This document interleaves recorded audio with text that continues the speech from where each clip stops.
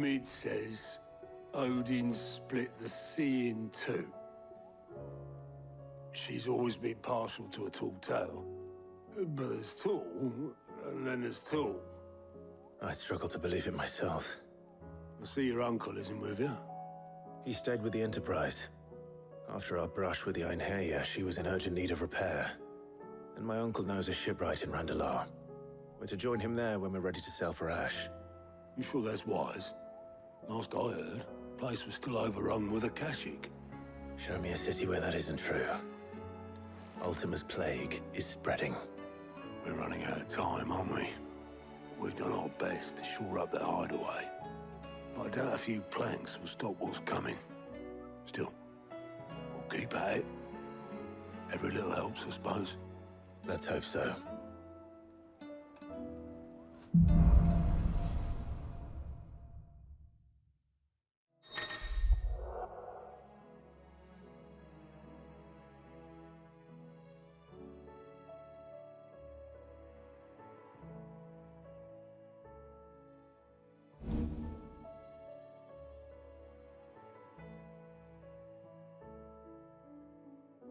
We should visit Joshua. Assuming Talia will allow it.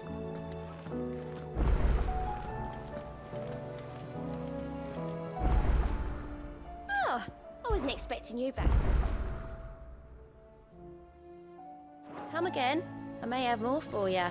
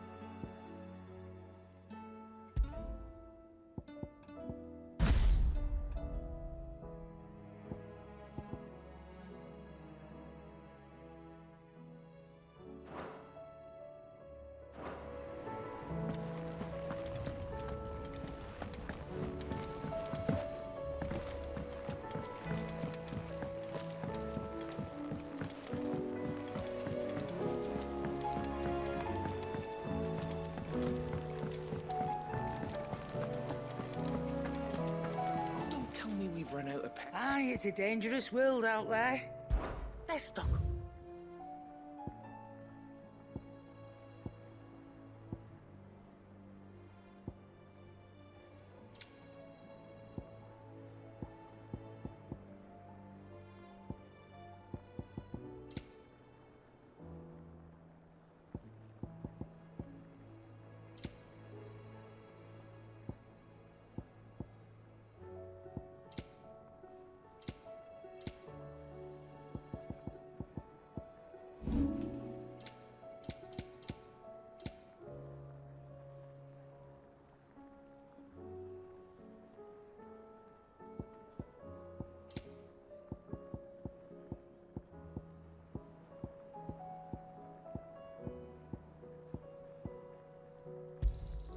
You got out else? I'll be thankful you got that much. Is that all? The stews. What do I owe the honor? Not saying Fordian, do you?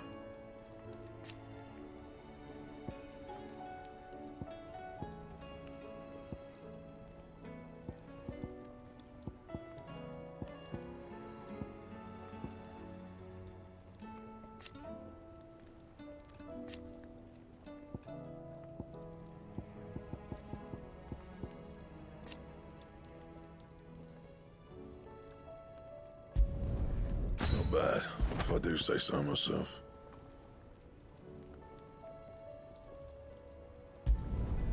No scratches, right?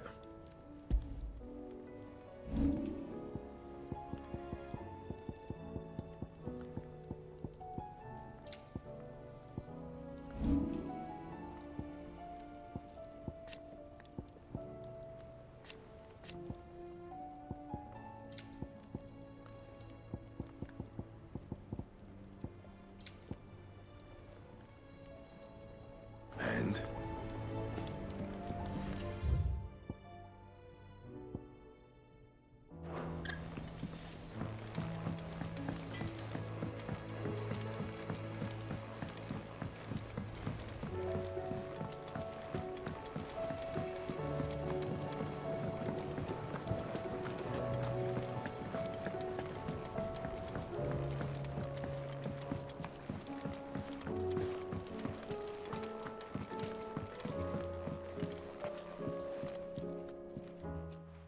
Sid, do you recall the flowers I had you bring back to the yard? Vaguely. Is something wrong? I'm afraid so. I was able to get most of the Morganbeards to take root, but they rarely flower. I fear the soil here does not agree with them. However, I believe I have a solution. I can't wait to hear it. I'm going to marry the Morganbeards with Morbles. I know, but hear me out. Morbles are possessed of a highly choleric temperament. The fire which drives them appears to be maintained by an abundance of nutrient-rich ether drawn from their environs. I believe that by grafting a Morble vine to a Morganbeard, the appendage's wealth of vigor-inducing nutrients might well stimulate the flower to bloom. The endeavor, I assure you, is scientifically sound. I simply need a vine to prove the theory.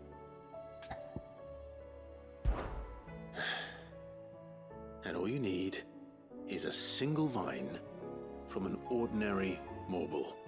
That is correct. A single vine.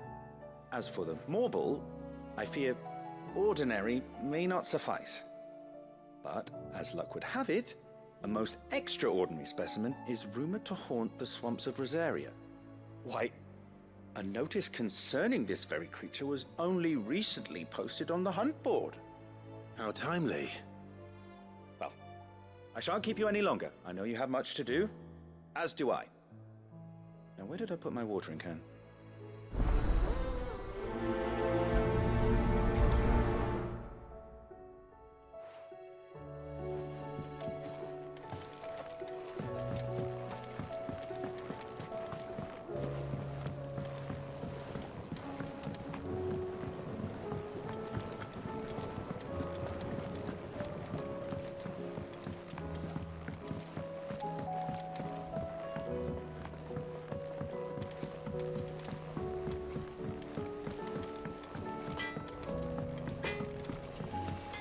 tell me we've run out of Pepiona. Come back. Covered in nicks and lumps.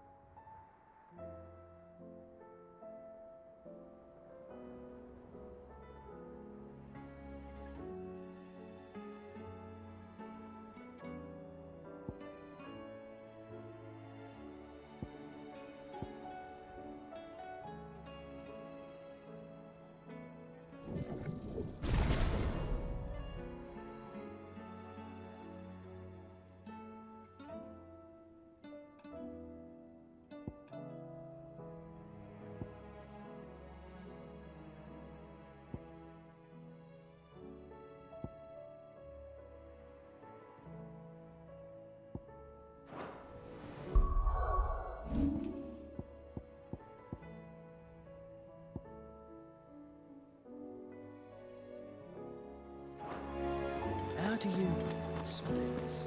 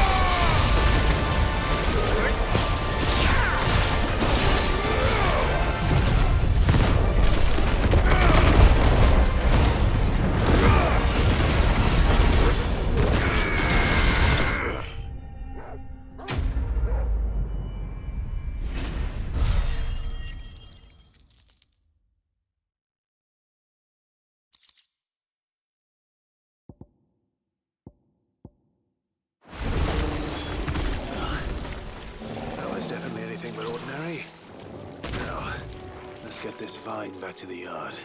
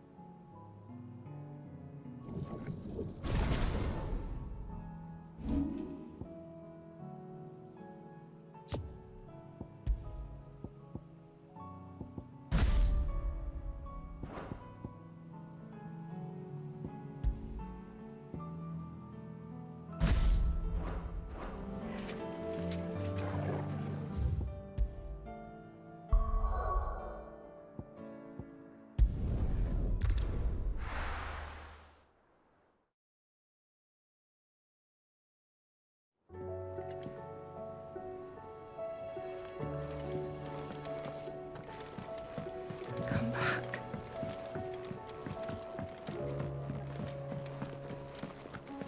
Oh, don't tell me we've run out of pens.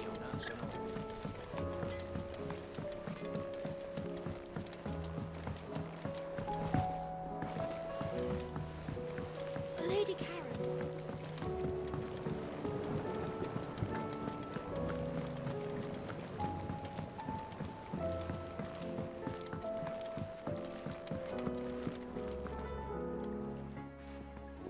Sid, I can't help but notice that your satchel is twitching in a most violent manner.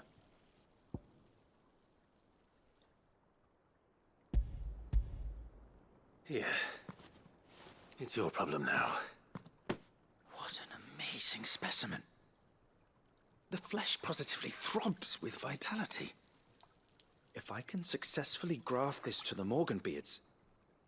When I successfully graft this to the Morganbeards, I suspect the results will be immediate. I shall begin at once.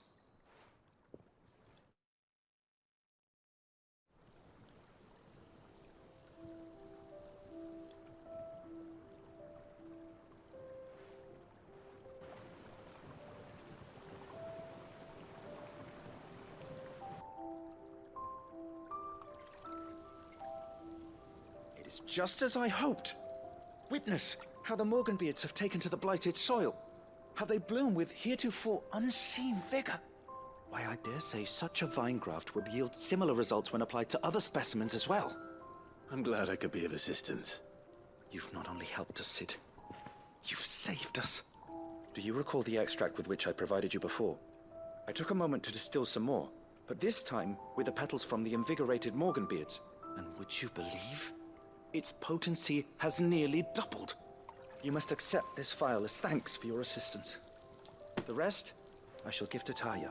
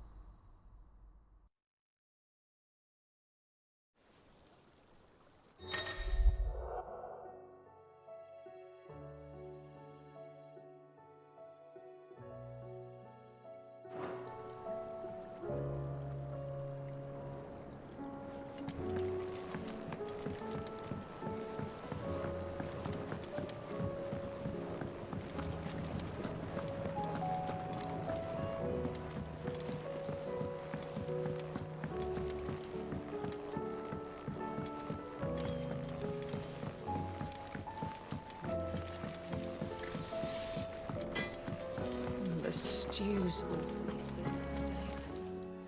Ah, Aye, it's a dangerous world out there.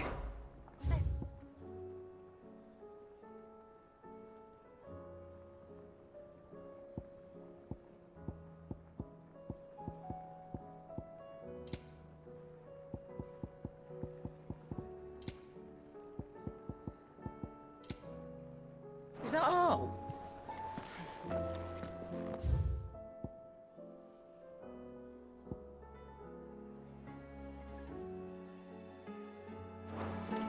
The stews.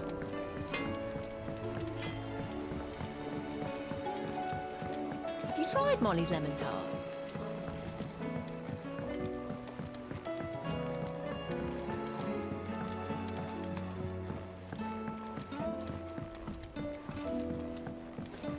Canva lost. Miss, can we read Miss Editor's story for our lesson?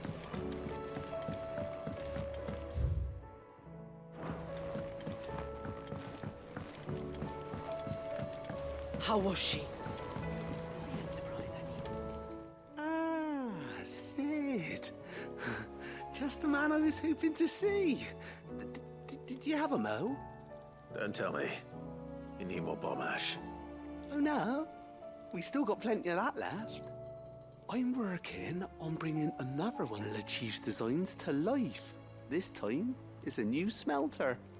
It's got a reverberatory hood over the top for additional thermo amplification and a system of reciprocal recirculatory regenerators that let's just say it gets very blimmin' hot. A heck of a lot hotter than anything Blackthorne's got in his forge, that's for certain. Only mithril engines get hotter, and you can't chuck ore in one of them and get metal out the other end. Trouble is, we won't be able to make out of any old rubbish neither. We need the good stuff. And I hear you once helped Helena get her hands on exactly that. Any chance you could help me too? If it's for the good of the Hideaway, I'd be happy to. Oh, it is. I promise you. So, what exactly is this good stuff you need me to find? We've got a couple of examples here. Spherical echoes, we call them. More fallen materials. So this smelter is similar to the mithril engine in more ways than one. That's right. They're a bit like the thermal helms. Fallen ceramics deal with heat like nothing else, see? And what's more, they're directional, transferring heat from the inside to the outside. But these things, they're all outside. If we line the hood with them, they'll reflect the heat right back into the furnace. We've collected as many as we can, and I know where we can get the rest. Trouble is, they're all watched over by their bigger, uglier cousins. So you want me to visit some ruins, destroy some echoes, and bring back the spheres they're guarding? That's it in a nutshell, yeah. We're only 3 short, mind. And we know exactly where they are. There's one up Amber Way, in that ruin that they call Lost Plume, and another in the Silent South, over in Dalmekia. Last one is in the ruins of Advent, which is in the Empire. All right then. Wish me luck. It'll do. I'll be keeping all my fingers and toes crossed.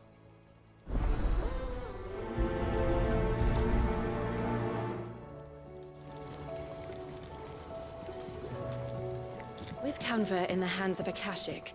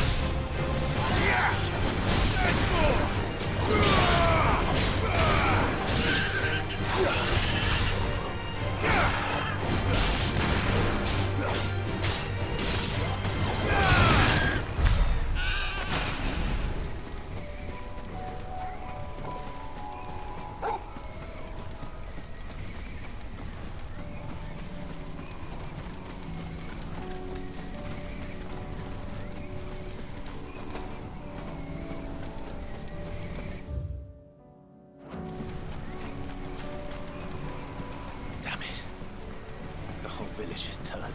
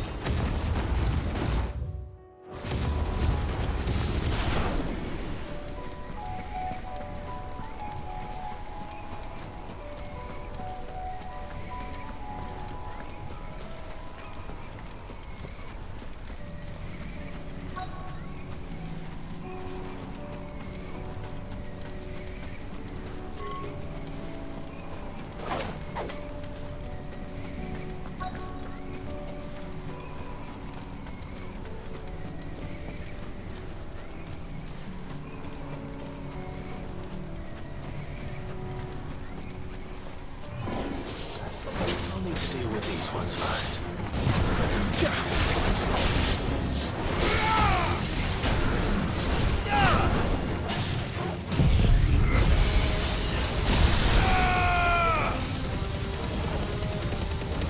You're finished.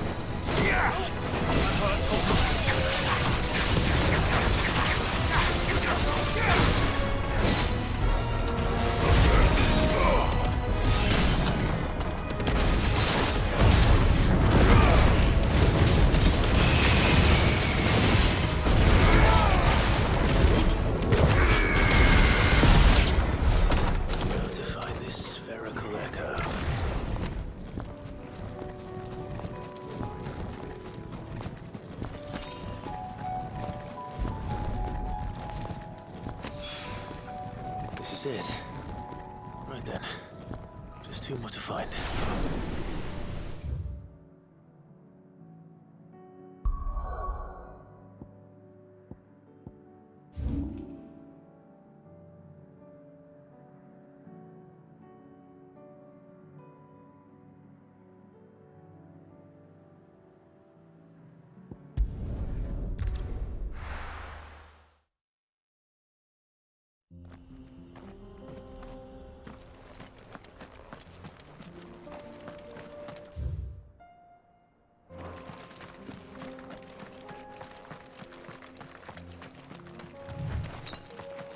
That's better.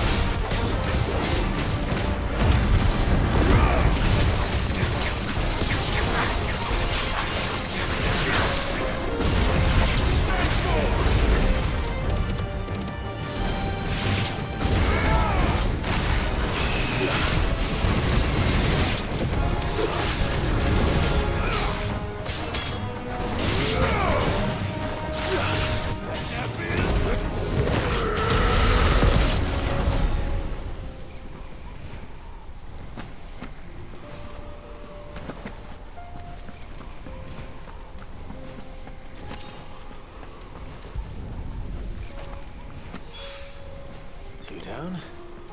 One to go.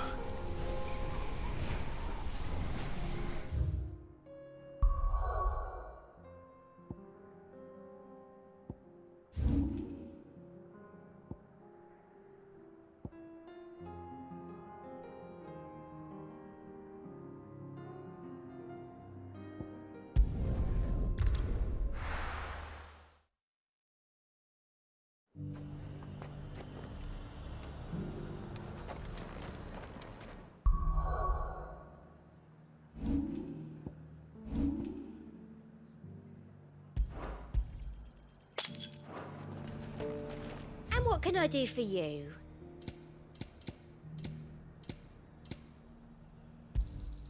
You've a keen eye.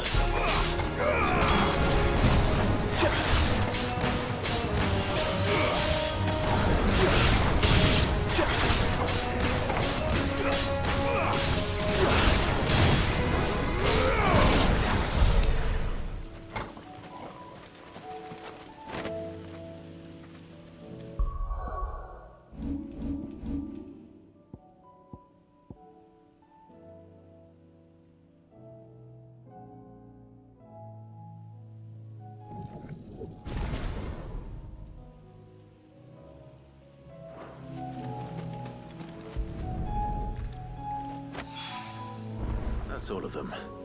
Owain can uncross his toes now.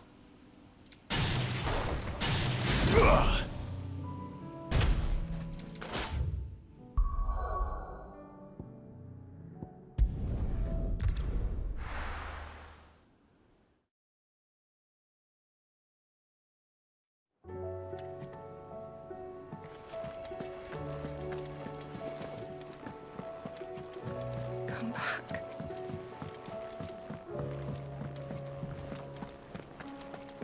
Oh, don't tell me we've run out of pep.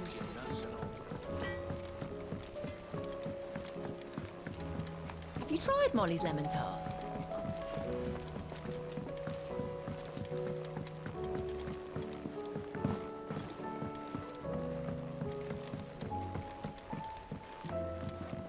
Canva lost. It can't be true. Miss, can we read Miss Editor's story for a lesson?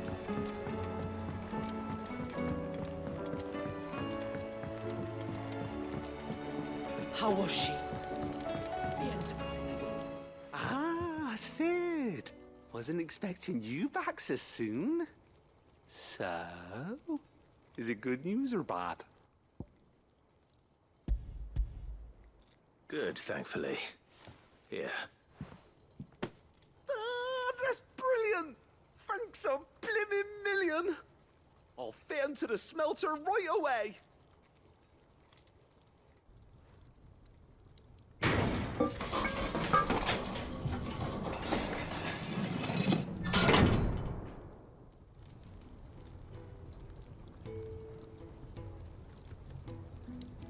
May I present to you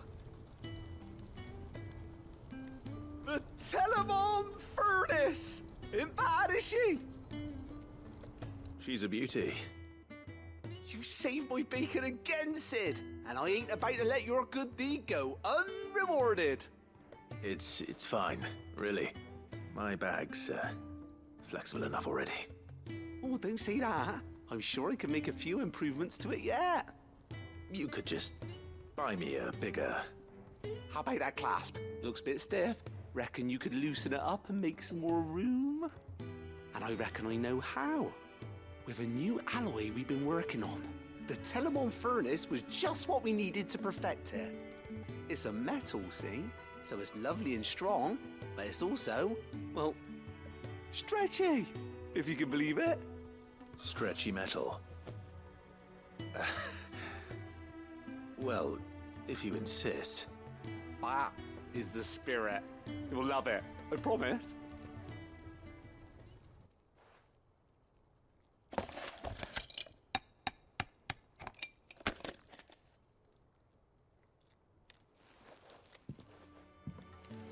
So, what do you reckon? It's actually quite ingenious. Thank you, Owain. Shh, don't mention it. You earned it. And I wanted to get some practice in using that metal anyway. Reckon we'll have all kinds of uses for it around the Hideaway. Can't think of any right now, but that's our job, innit? Dreaming up new ways to make life easier around here. Maybe even out there, too. One day, the whole world's gonna know about the inventions you've helped us put together. That bag of yours will be the first of many. You mark my words. They'll hardly believe their eyes, I'm sure.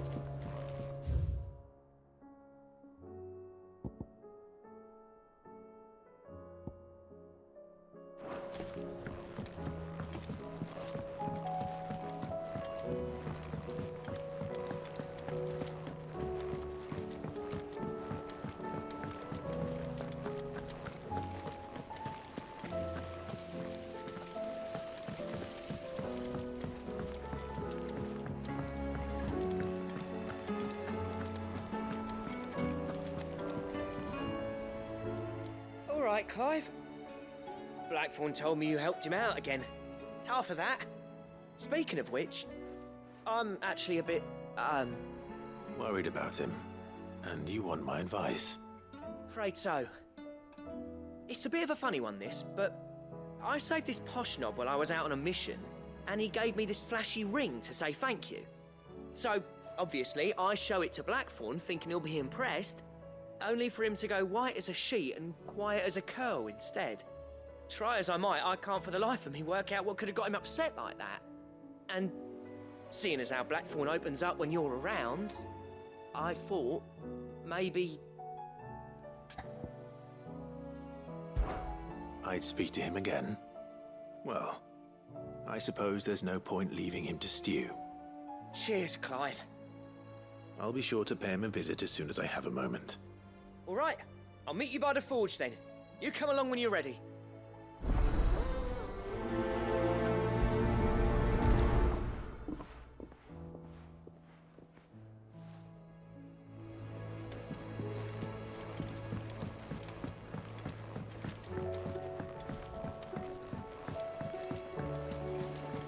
Covered in nicks and lumps, the lot of them. It's a wonder they can still walk.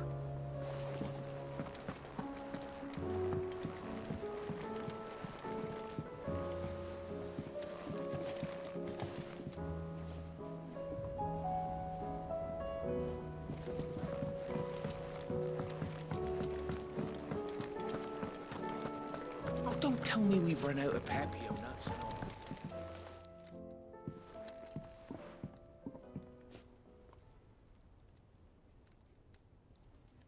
Bloody hell, Clive. Not this again. Oh, ain't you got better things to do with your time? That remains to be seen. August tells me he showed you a ring, and that the sight of it clearly upset you. Would you mind telling us why? Come on, mate. Bottling it up ain't gonna help no one.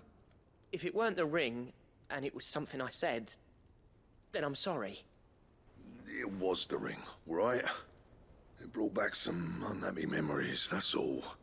Memories better left forgotten. Memories of what? There are things we'd all rather leave behind, Blackthorne. But sometimes it helps to talk about them. And sometimes it doesn't. Is that so hard to understand? Don't be like that. Fine. If it'll get you off my back. That ring you flashed was the work of Zoltan. We apprenticed together, back in the day. You've never mentioned him before. Why would I? Ain't seen him in decades, and the last time I did, we almost came to blows. The ring brought it all back. I could tell it was one of his the moment I saw it. Bastard's improved, though. More than I thought possible. That thing's a work of art. So it was a nice ring. Worth a few gil, maybe. What's it matter to you? It matters because engraving metal's a nightmare, and I've got no bloody idea how he managed it. The fact is, I couldn't make anything even half that detailed. So what? You're an armorer, not a jeweler. I'm the Hideaway's master craftsman. I'm not stealing a living at some backwater village forge. My armor keeps you lot safe, and my swords keep you dangerous. As far as I'm concerned, every swing of my hammer's another blow struck in the name of our cause. So I put my heart and soul into my work. Because the curse breakers deserve better than second best. And I refuse to be shown up by the likes of Zoltan. Very well. Why don't we go and pay him a visit? Learn his secret. I doubt he'd be too happy to see me. Then just this once. Make peace with being second best. Swallow your pride, and focus all your energies on the task at hand. Keeping the curse breakers armed and armored. Provided you can do that, you'll hear no complaints from me. But if you can't, and it's going to distract you, we need to do something about it. What'd you say, Blackthorne? You know he's right. And it's not like you'll be going alone. All right. Magic. So, where do you reckon old what's-his-name is then? Zoltan, was it? In Dravozd, my old village. He won't have left. He's the chief. Dravozd, eh? That rings a bell. Not far from Tabor, right? Just north of the fields of Carava. Got that, Clive? Meet us at Dravozd as soon as you can, yeah? And I'll make sure Blackthorne don't get cold feet. Good luck with that. I'll see you there.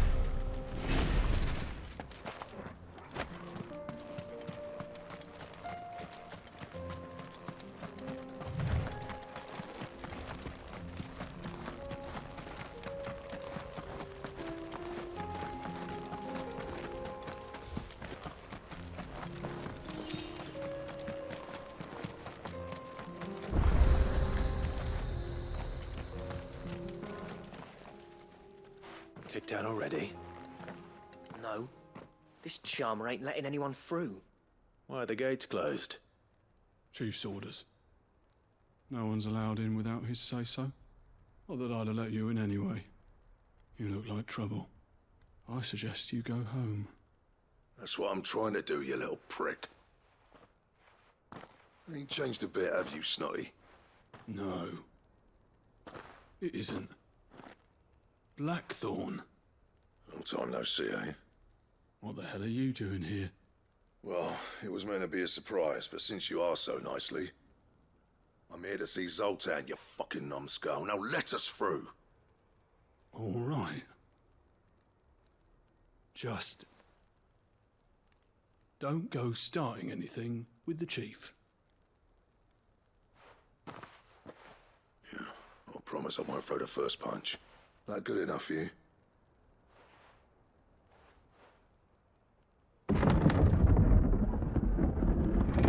Go on then. Much obliged.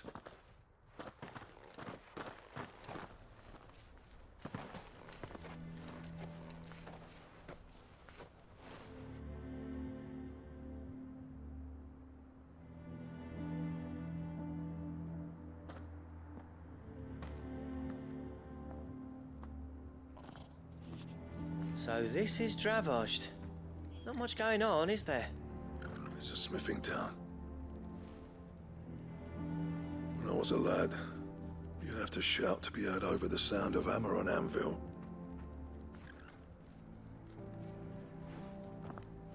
Clive, you're good with people. You speak to Sultan. Hey, you ain't backing out now, are you? There's a river of bad blood between me and the chief. But if someone can build me a bridge, then I'll cross it. All right. I'll see what I can do. I appreciate it. He'll be near the forge on the hill. It was our master's. He'd have inherited it when I left. The forge on the hill. Good luck. You'll be needing it.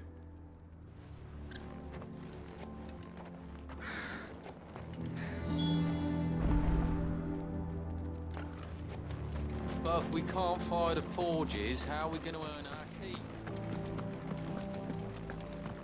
Mama?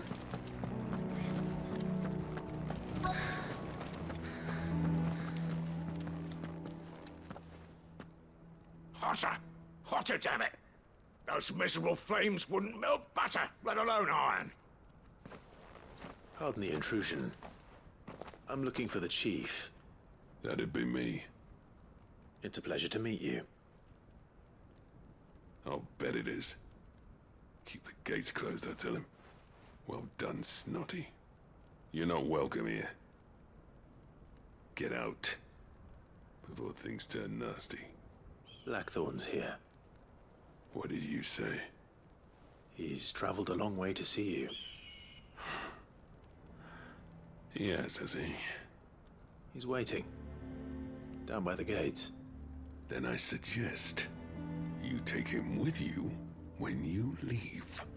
Didn't you apprentice together? So what if we did?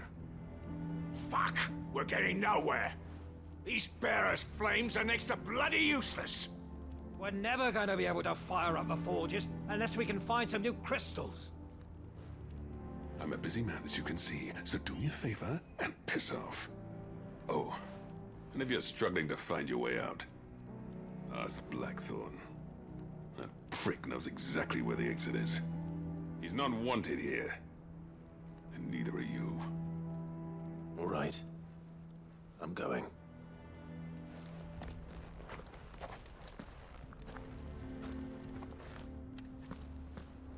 Please, Chief, you've got to do something. If this keeps up, we'll be ruined.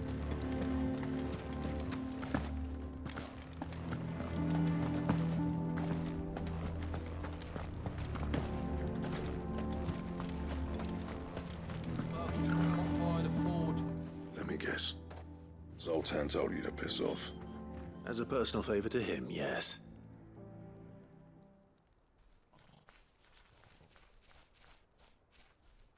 Well, at least he didn't beat about the bush. There'll be no talking him round. Not after what I did. Which is what exactly? If we're to help, we need to know. What turned the village against you? I left. Dravozd. Zoltan. The burden of leadership our dying master dropped in our laps. All of it. There are two kinds of smiths in this world, you see. My kind, who are in it for the love of the craft, who labour on a single piece from dawn to dusk to get it just right. And the other kind, who are in it for different reasons. People like Zoltan, whose work is quick and cheap. The kind of smiths who shit out a few hundred blades, reap the profit, and divvy it out among themselves. There wasn't a single day we weren't at each other's throats. And bit by bit, people started taking sides. You would have torn Dravozd in half had it gone on. So, I left.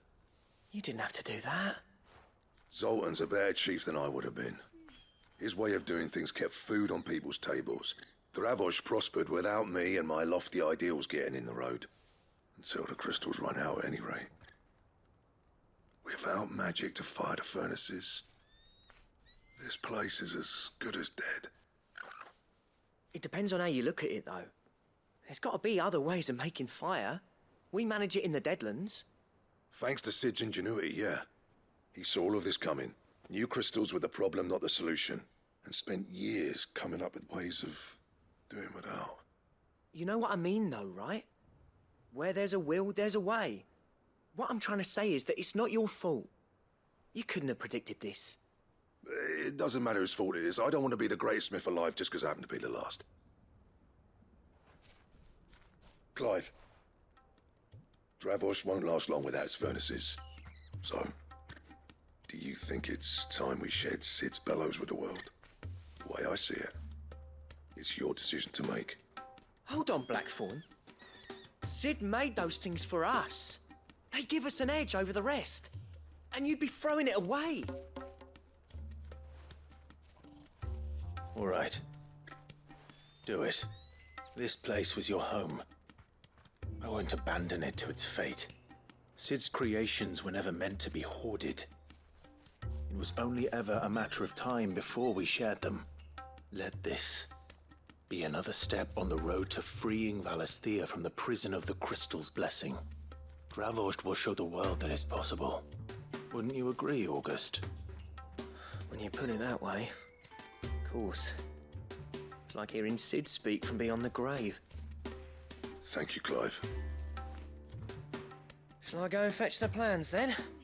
I know I'm off by heart. I'll be needing some help, though. Building a furnace isn't exactly a one-man job. Do us a favour and round up anyone strong enough to lug a brick or two, would you, August? All right, then. And I've got a job for you too, Clive. Finding me some salamander skin. I need leather for the bellows and nothing else will withstand the heat. Luckily for us, salamanders feed out in the fields of Carava. Time for a spot of hunting, men.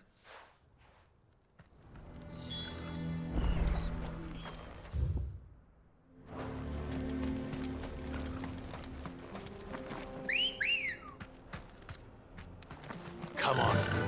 Yeah!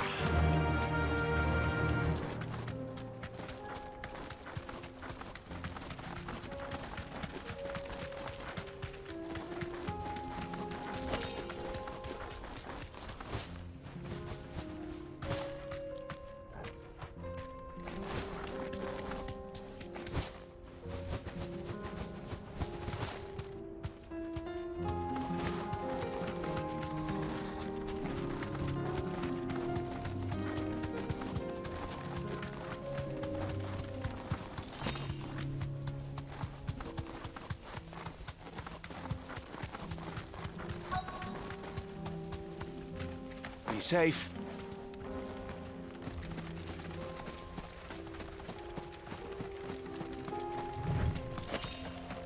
Let's make this quick, shall we?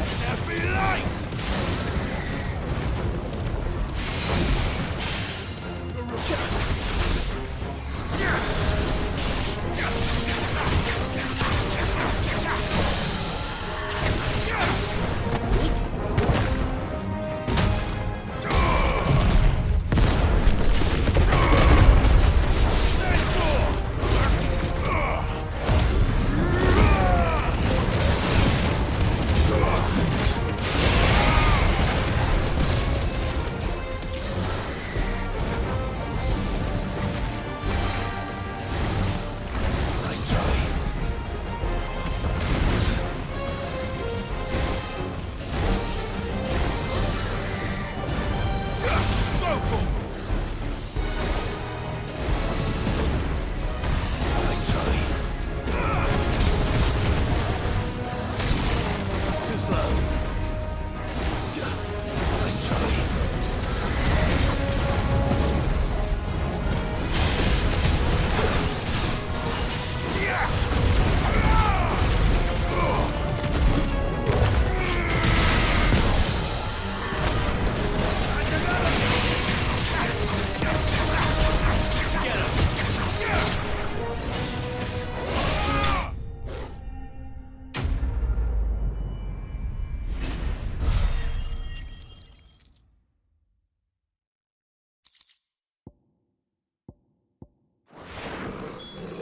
say that would be enough for a decent set of bellows.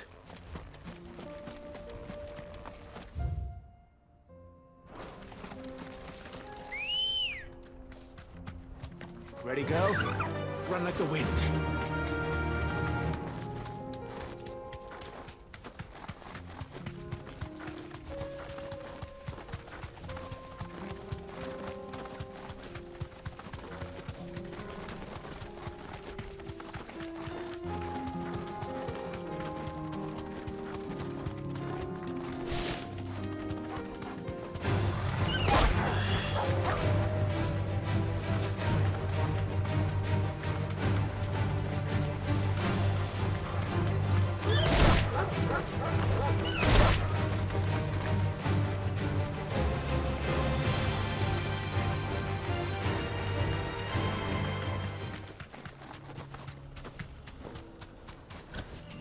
No need to ride from here. What's this all about then? So, any trouble finding the skin? Nothing I couldn't handle.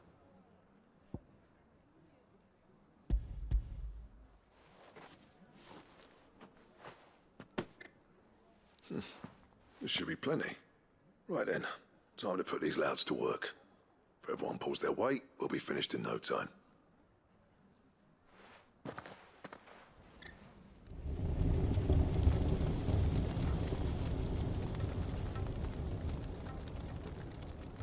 Well, I'll be damned. I honestly didn't think it'd work. But it's hot enough, all right.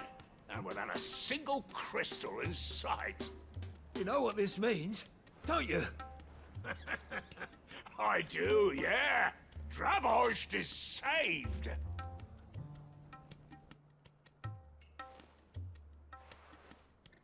Sorry about earlier.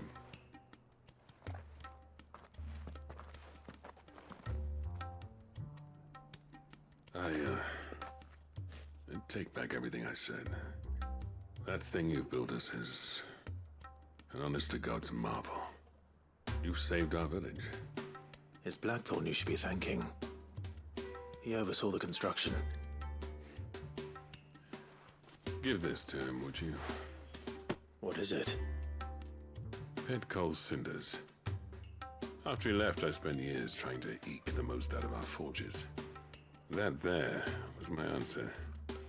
Chuck it in the fire, and your forge will burn hotter for longer, which will do wonders for your steel. Our secret for yours. Only fair. I've always envied Blackthorne. Since the day I became chief, I spent every spare moment trying to match up to the bastard.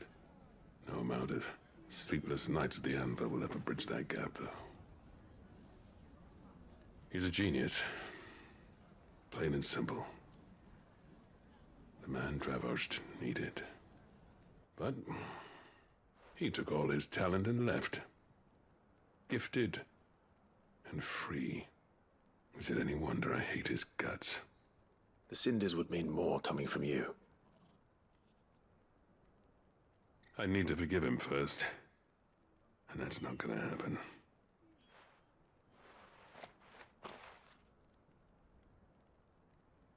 Well, you know what they say.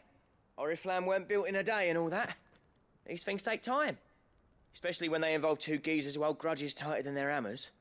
But what matters is, Blackthorne's got that twinkle back in his eye. And I'd call that a job well done. So would I.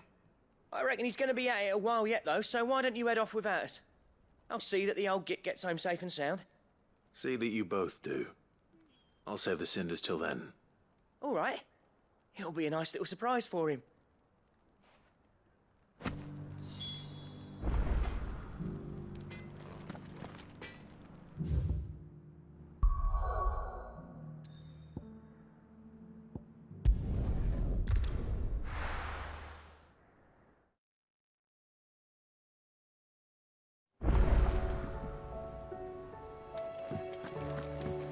Come back.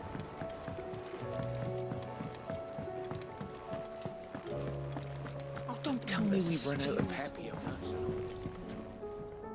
Gentlemen, I see you both made it home in one piece. Yeah, well, we didn't want to outstay our welcome. The whole village turned out for a go on the bellows after you left. Everyone except Zoltan, that is. Didn't see hide nor hair of him. Oh, but that reminds me. I have something for you.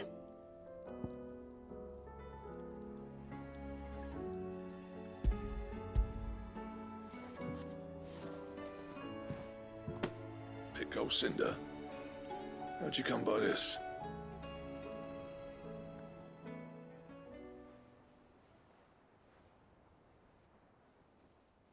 And you're sure he wanted me to have it? I'm sure. He didn't say so, but I think he wants to forgive you. Huh.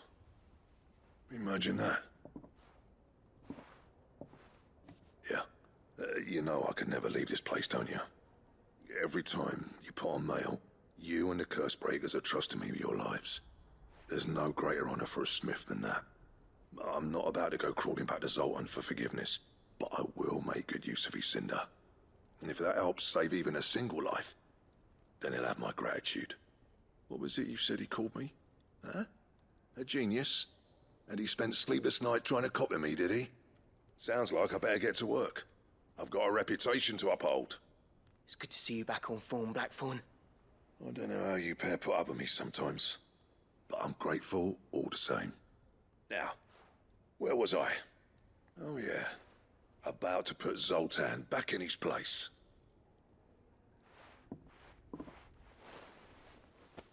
Ain't got the art to tell him how similar they are. Stubborn bastards. A little healthy competition should be good for him.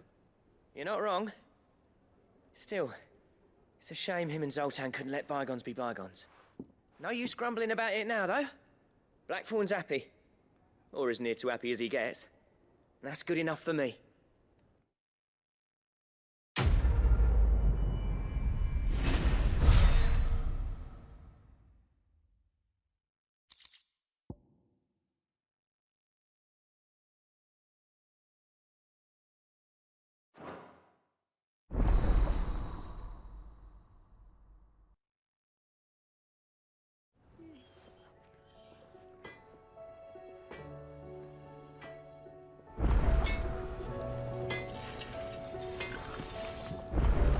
Trouble with your gear, or something for you, dear?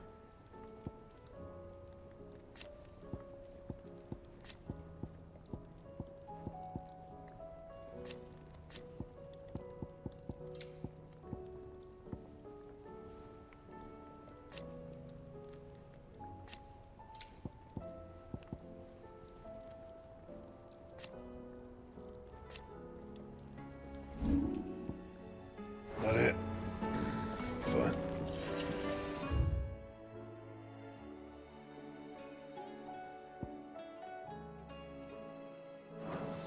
The stew we've run out of happy on us.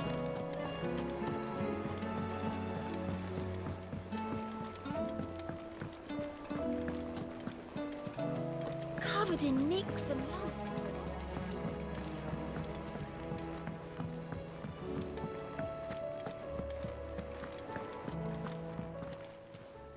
Welcome to the Patron's Whisper.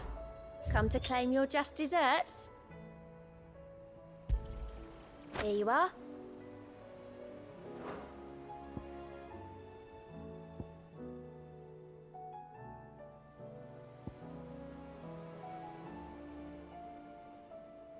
All done?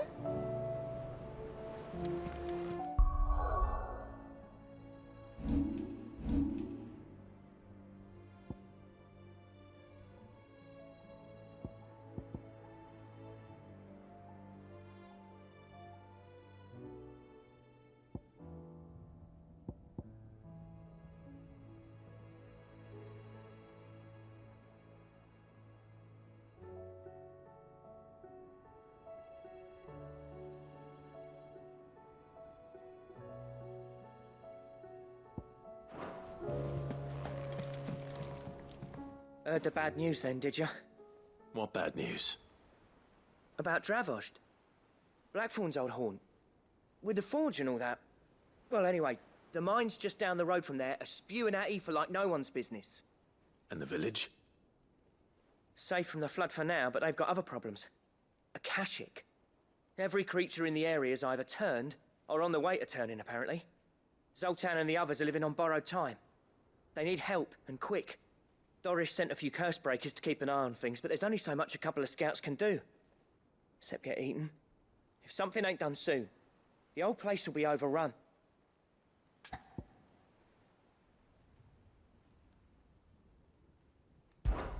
I won't let that happen. Didn't think you would. Does Blackthorne know? I thought it might be better if he didn't. He'd only do something stupid. You reckon we should tell him? No. It's better this way. Yeah, well, I can't stand about knowing what's happening out there, so I'm off. I'll see you in Dravozd.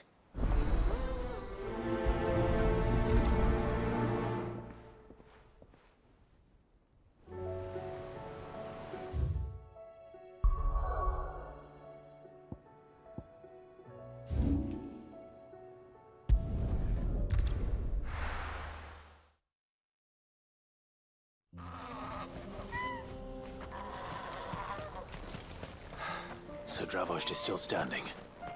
For now, at least. If you could swing a hammer.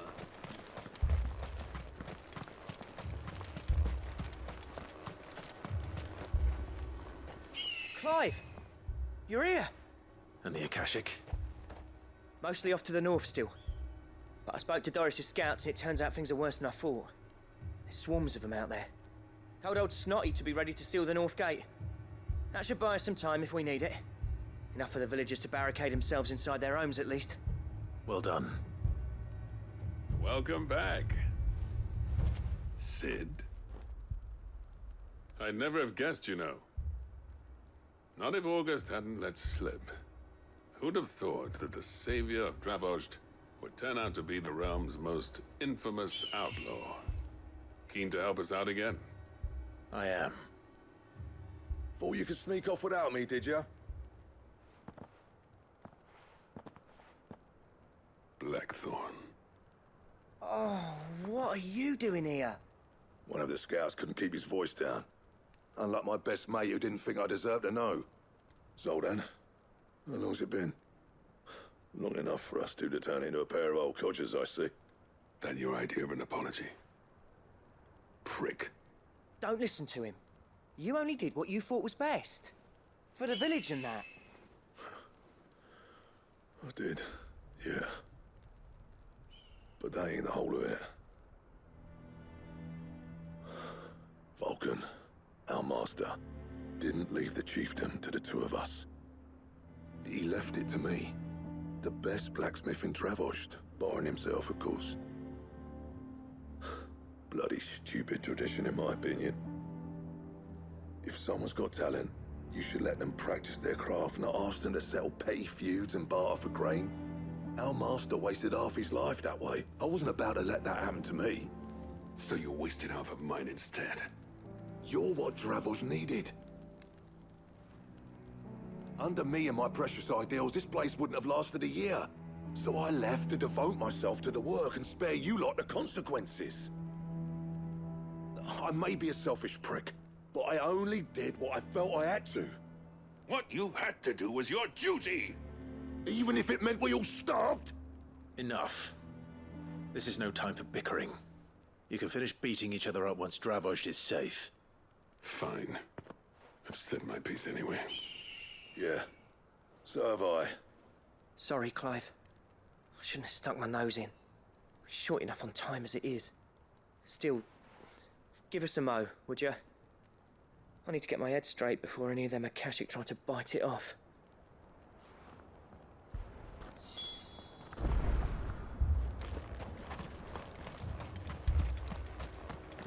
Would you like to see my wares? Here you are. Certainly. Here you are. Thank you. Certainly. May we meet again.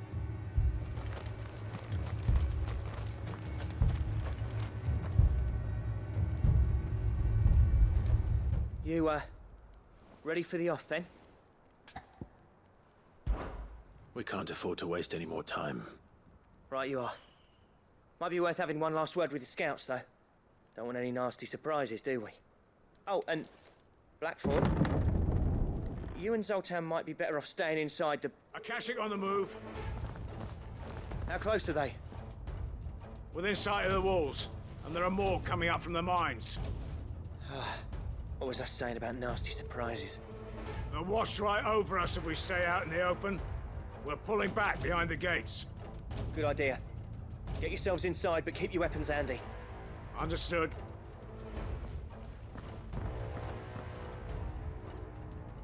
I'm prepared to fight if I have to. Well, let's hope you don't.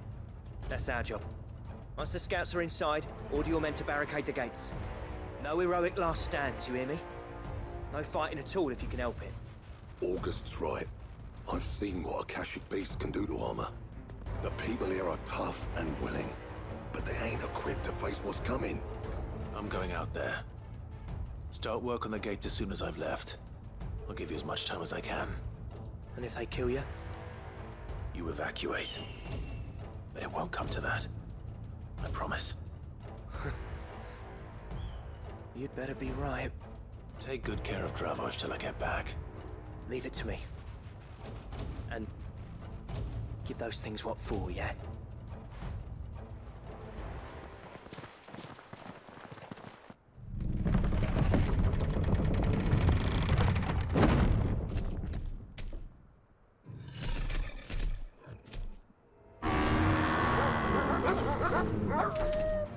All right. Which one of you's first? Titan!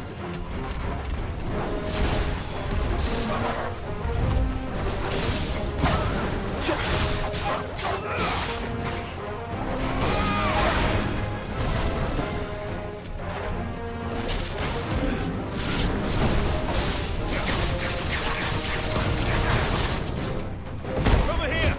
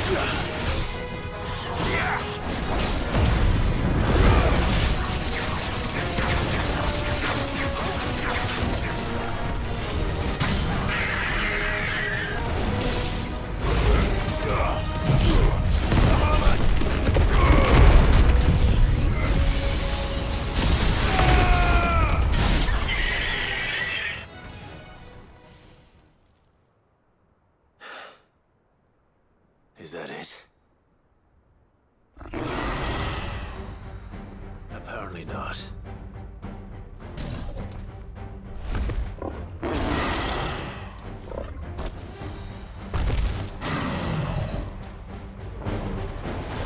Not getting past me.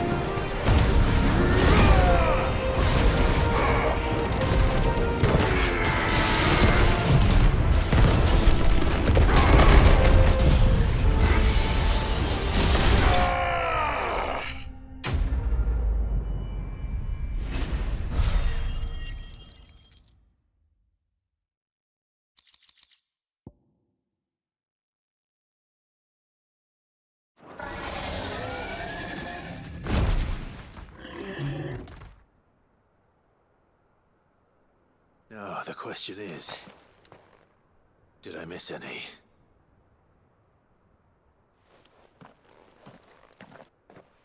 Man alive! You still in one piece! I slew as many as I could. As many as I could, he says. The old bleeding lot, more like it. Well, almost. Only almost. Yeah, one or two did try to sneak over the wall. But we got the bastards, don't you worry. Good. Though you do know, more will come in time. In time, yeah. But we can think about them later. Let's get you back inside.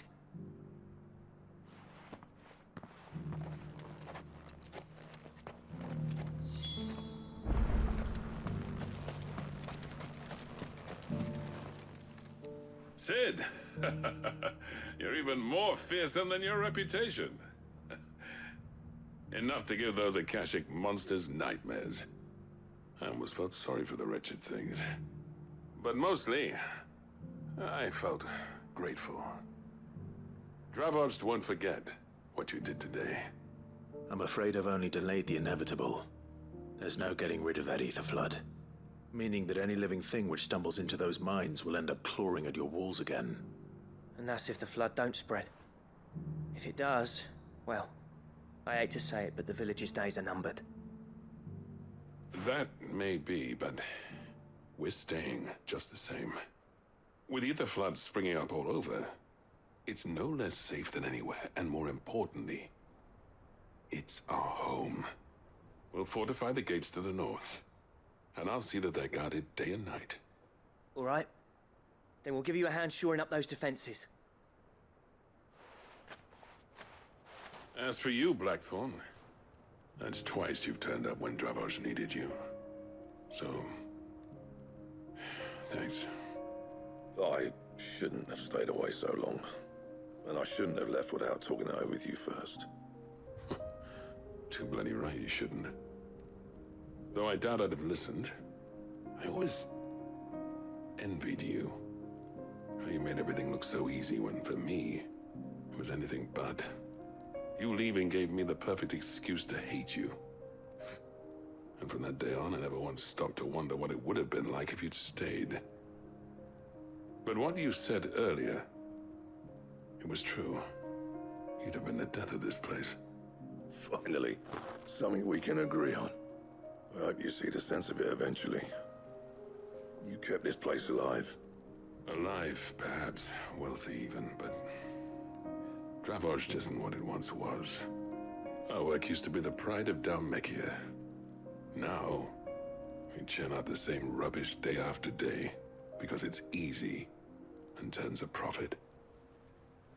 It's not about the craft anymore. I wouldn't send my sons to war wearing the shit most of our smiths are making. I've kept working, honing my skills, trying to lead by example, but no one sees the point. The average castle apprentice has as much passion for the craft as our current lot. Come back to us, Blackthorne. Remind Dravozd what a true master blacksmith looks like. I'll even man those bellows of yours if it means we can work at the same forge again. That's a kind offer. Kinder than I deserve. And I wish I could accept, but I'm needed elsewhere. There's people who trust their lives to my steel, and I daren't let them down. Fair enough. But that doesn't mean I couldn't visit from time to time. Let's see if we can't rekindle this town's passion for the craft, shall we? I'd like that. Just be sure to tell Snotty to let me in the next time I come calling, yeah? Knowing him, he'd let you in anyway. Blackthorne. The Master Smith turned outlaw, back in my good graces. I never thought I'd see the day.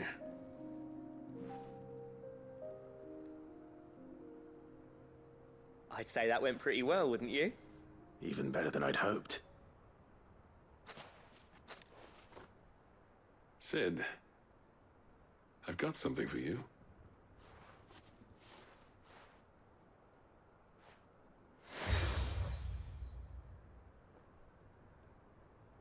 And this is? A token of our lasting gratitude. But I'm of a mind to make you a far grander gift. Designs for a certain sword have been passed down from chief to chief for generations. Now hold on, Zoltan. There's a reason no one's made that blade in centuries. There's not been a craftsman equal to the task. I'll admit your cinders make impressive steel, and I've learned to hone an edge Odin will be proud of. But the engravings on that thing are enough to make a jeweler cry. And they're not just for show, either. Have you forgotten what brought you back to Dravozd in the first place? A certain ring? I knew I'd never surpass you with the hammer and tongs. So I turned my hand to a different kind of metalwork. Between the two of us, I'd say we're the equal of any master craftsman ever to have graced a forge.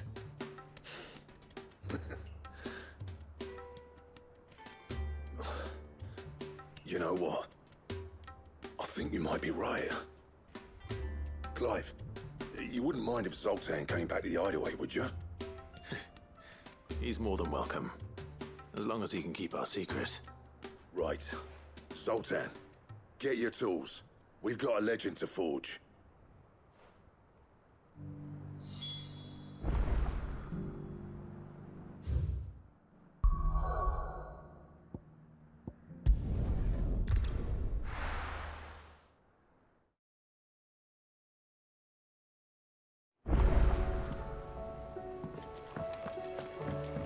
Come back.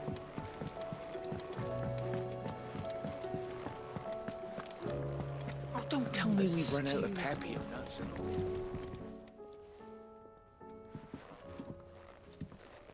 Ah, the man himself. We were just about to make a start on that sword I promised you. It's funny, but none of this would have been possible without your help.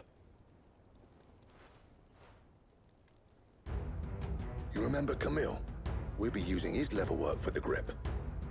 The steel, meanwhile, will be tempered in a fire, burning the cinders you charmed out of old Zoltan here. And that whetstone from the Outer Isles, that'll be what gives the blade its edge.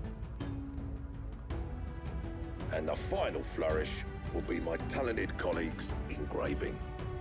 A team effort led by the greatest blacksmith alive.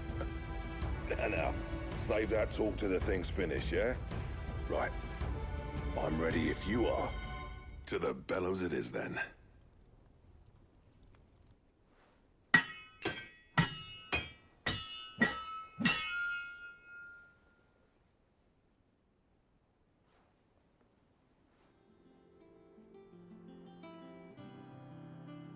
Well, bugger me. We actually did it.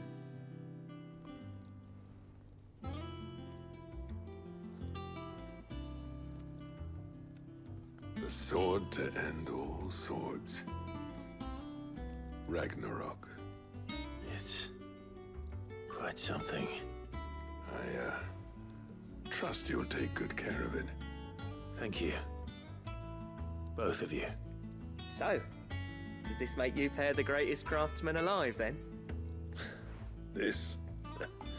Nah. This was just following the footsteps of the greats of old. It'll take more than that to earn us our place in history. But we're up for the challenge. Here. A list of materials. Zoltan and I got talking on the long road back from Dravozd.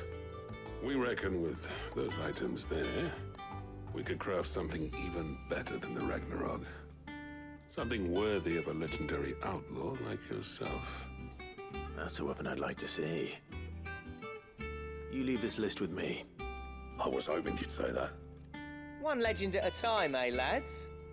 Before you start on the next, who fancies raising a cup to friendship reforged? Good idea. No more drinking to forget my past. It's about time I had something to celebrate. Then tap the kegs! Vulcan's boys are on their way!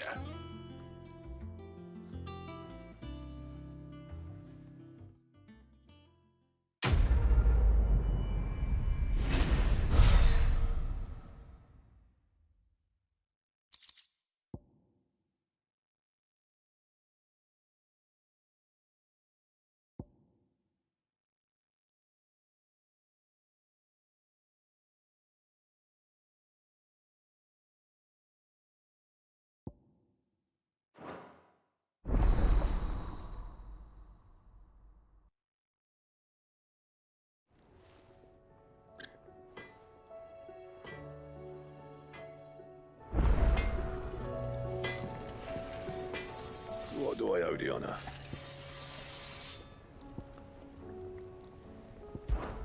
So, will it be?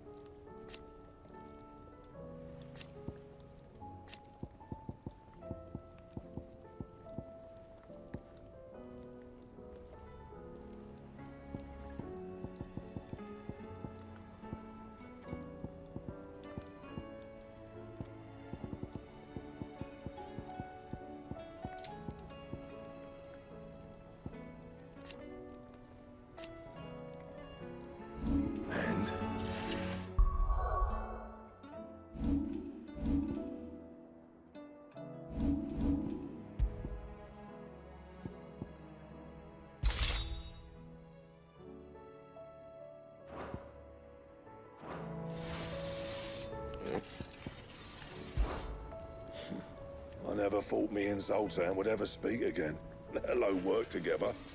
And if it hadn't been for you, we wouldn't. You've been a good friend of me, Clive. The best.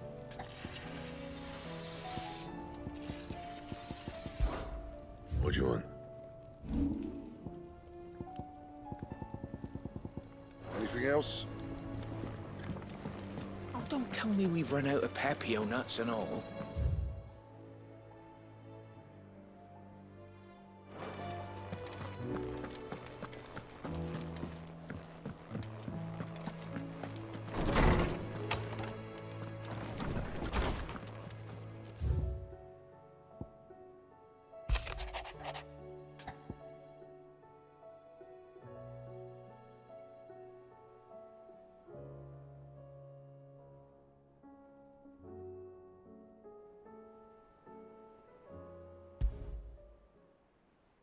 There's no way of knowing if Doris will confide in me, but I can speak to her at least.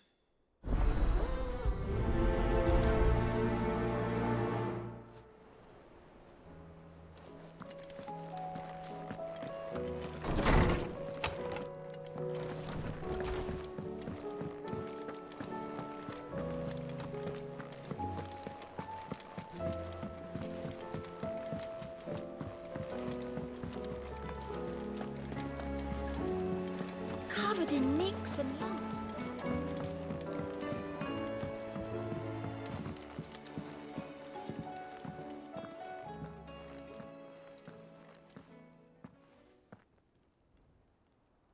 Where are you?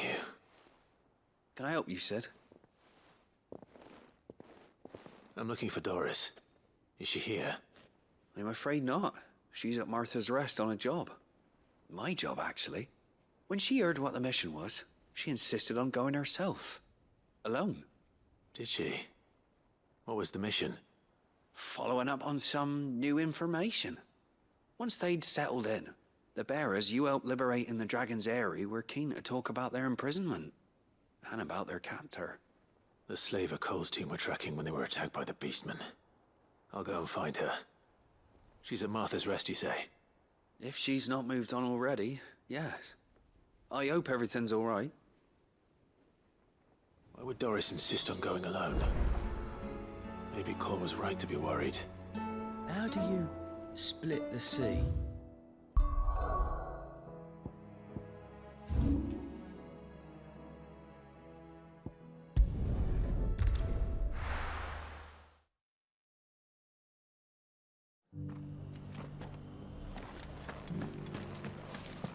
Doris should be somewhere nearby. Assuming she's still here.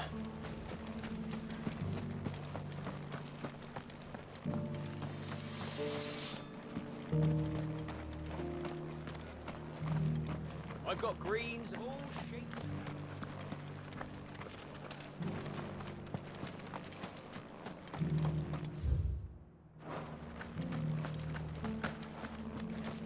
It doesn't still hurt, does it? It's been a pleasure, Doris. Just like old times. I'll give your offer some thought, my lady. How goes the investigation? Sid, what brings you to Martha's Rest? You. I heard you were out here on your own, tracking our slaver. I trust you're being careful. Of course. And it had to be me. The bearers from the Dragon's Eyrie confirmed a long-held suspicion of mine that the slaver we've been tracking is an old acquaintance. She's no fool. If we'd come in force, she would have spotted us straight away, and then vanished without a trace. That was her just now, wasn't it? So, was it a fruitful reunion? I'd say so. She tried to recruit me. Seems her time in Rosaria is coming to an end. She's abducted bearers from across the region and is looking to smuggle them back into Sambrek. After her brush with those beastmen on the road to Northreach, she hired herself an Imperial escort, which she wants me to join. She's dangerous, Sid, but I think I can stop her. Then I'm going with you.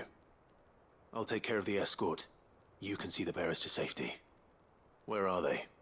The Baum Archers, soon to break camp. You go on ahead. I'll follow once I've sent word back to the Hideaway.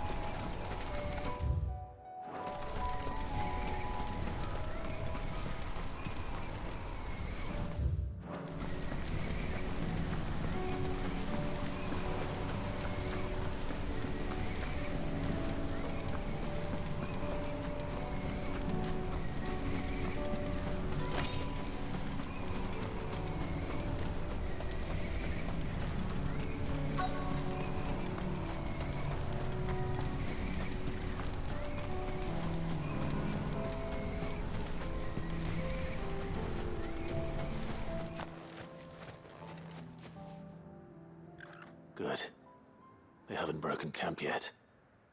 How did Doris come to know a slaver, I wonder?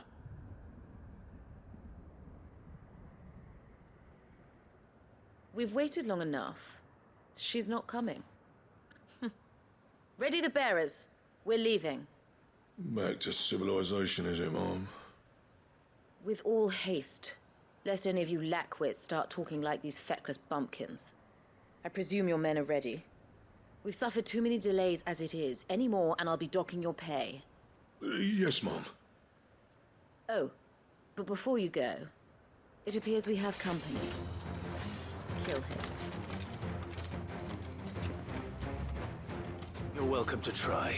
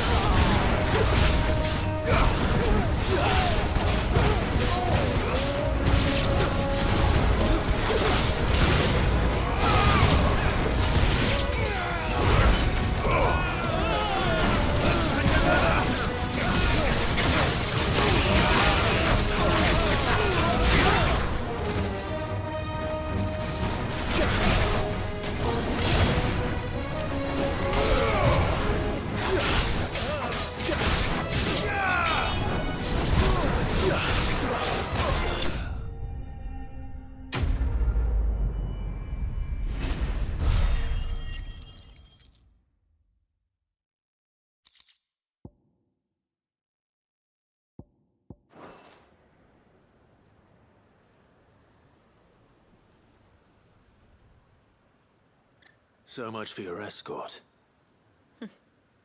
You'll forgive me for not avenging my men. I'm not the swordswoman I used to be.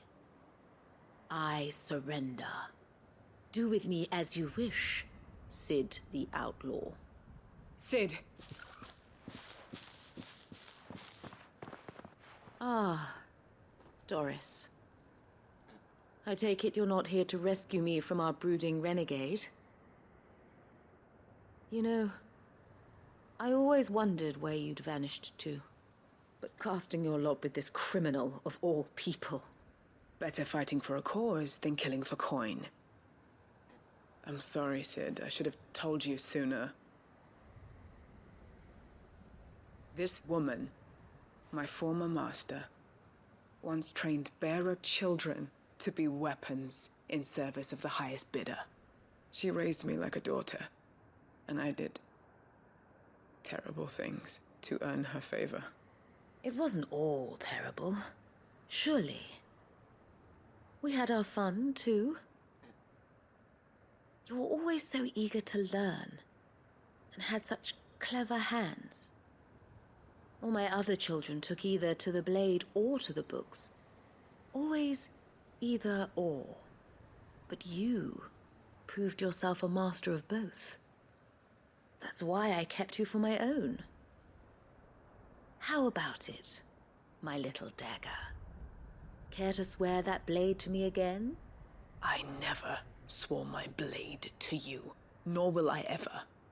I fight for a higher cause, to liberate the bearers of this world.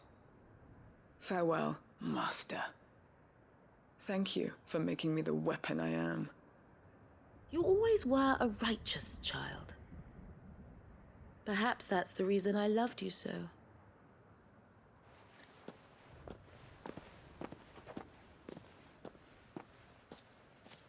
What do you want to do with her? I am not the killer she wanted me to be. Not anymore. And she no longer has friends in high places. The Dame does, though. Her connections at the Imperial Court will see that justice is done. All right. If you're certain. I am. And thank you for everything. Now, I better let these bearers know that they're safe.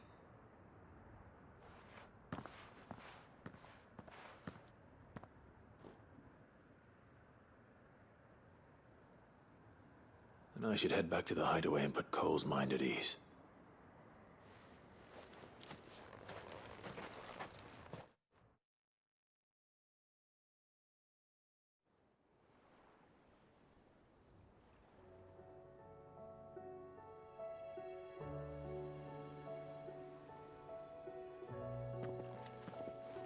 Welcome back, Sid. Doris's message just arrived. I hear you saved more bearers from being smuggled across the border. With any luck, they'll be joining us in the Hideaway shortly. Oh, and your letter. You don't need to worry about Doris anymore. I'd been hoping as much. She mentioned one or two things in her report. So the slaver we'd been chasing all these months was her former master. Wish I'd known. She's been arrested, by the way, over in Sandbreak. Went quietly, or so we're told. And she won't be getting off lightly. The Empire may have no love for bearers, but it's none too fond of black market traders either. Can't have been easy for Doris. I'm sure it wasn't. But don't worry. She'll be all right. I hope so. Suppose you should know, eh? You had quite the past yourself before you came here, or so I understand. Anyway, thanks again, Sid. The Cursebreakers would be lost without Doris. And you, of course. Keep up the good work, Cole.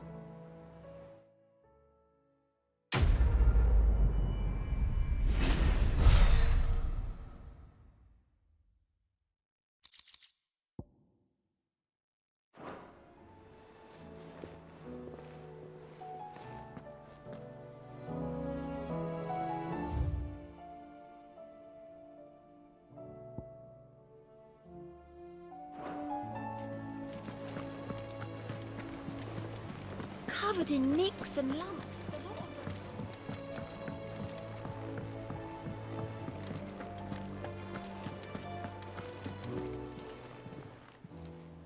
Fancy a look at the list, do you? Quick look.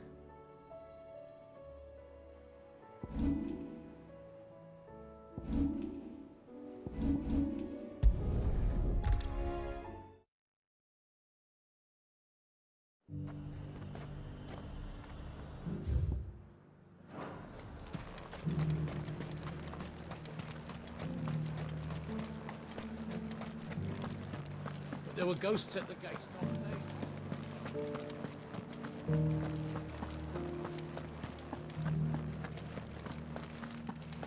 Those things I said before.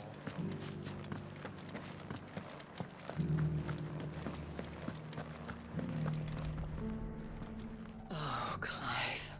What am I to do? My wards and I may soon be without a home. What's happened?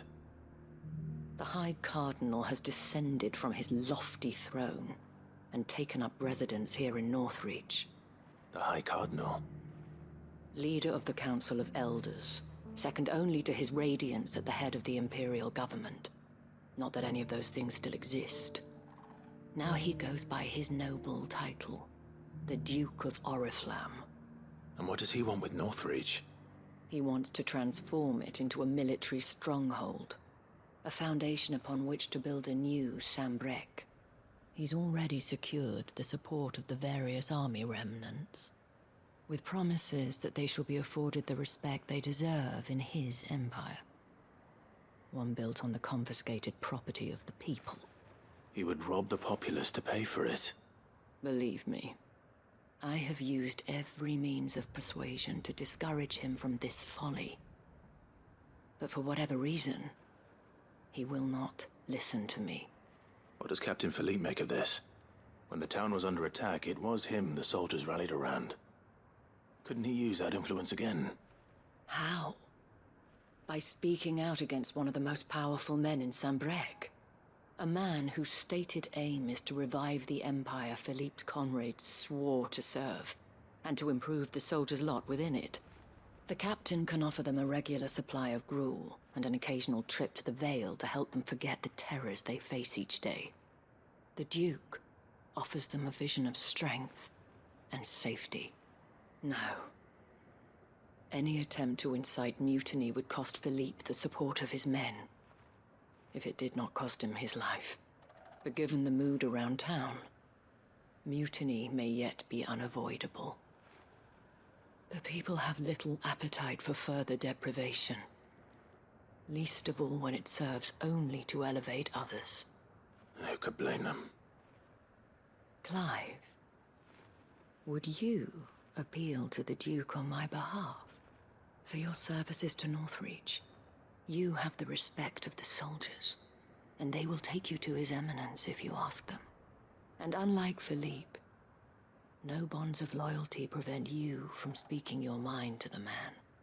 Well? Will you try? You could hardly fare any worse than I did. I'll see what I can do. Thank you, Clive. Tell me then, where will I find this Duke of Oriflamme? In the garrison? Overseeing the troops, yes. All right. Wish me luck.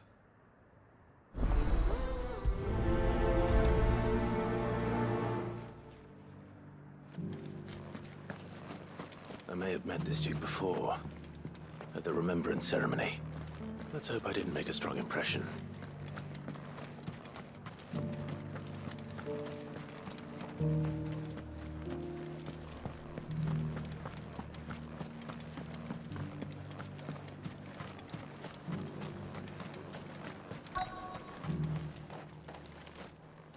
Halt! Oh, sorry about that. You're the dame's man, aren't you? You got some business with the captain? No, actually. With the Duke. I was hoping I might be able to speak with him. We're under orders not to let any civilians pass. But you should be all right. His Eminence has heard all about you and your heroics. Wait here.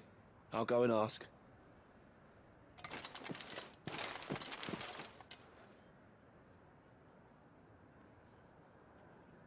So, You are the sellsword who lent his aid to the garrison. The Empire owes you a debt, and I shall see it repaid. But tell me, is it wealth that you seek, or favor? Neither, Your Eminence. I thought only to inquire about your plan to turn Northreach into a stronghold. Ah, I see. You are worried the expanded garrison will render your services redundant. Yet you needn't be. A proud fighting man like yourself shall always have a place here. Pride of place, in fact. For too long has the contribution of the noble soldier been under-reckoned. But no more. For it is they who shall see the Holy Empire rebuilt, beginning right here in Northreach. Why here, Your Eminence? The town has been fortunate enough to escape largely unscathed from the recent troubles. Her defenses are sound, and her garrison well prepared.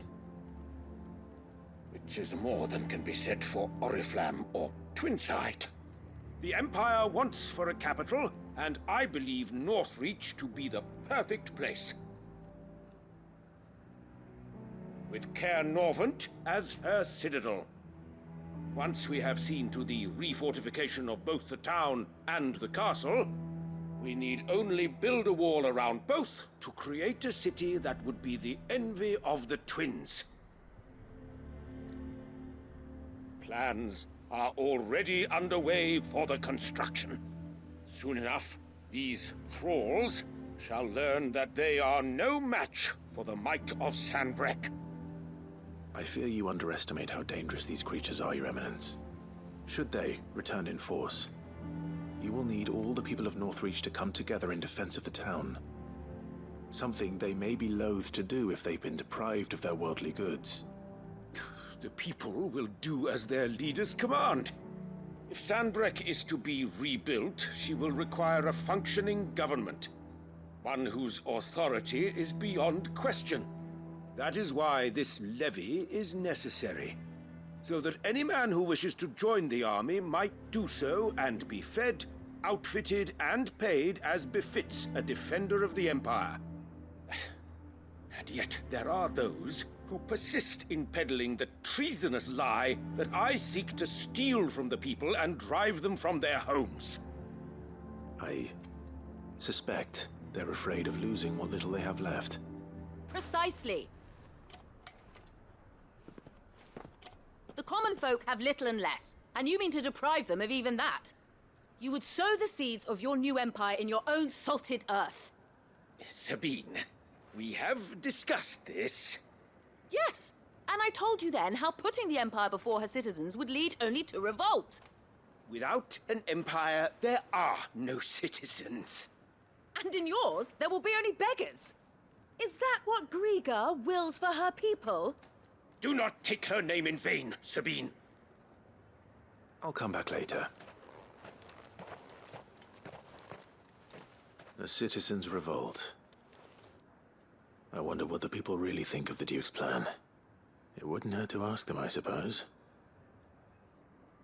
Let's begin with those on the other side of the wall. Sabine, you are embarrassed. As long as you remain.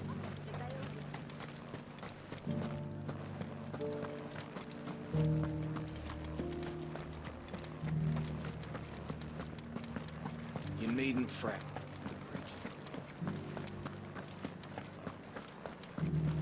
There were ghosts at the gates not days ago. All right there. What is it you're after, sir?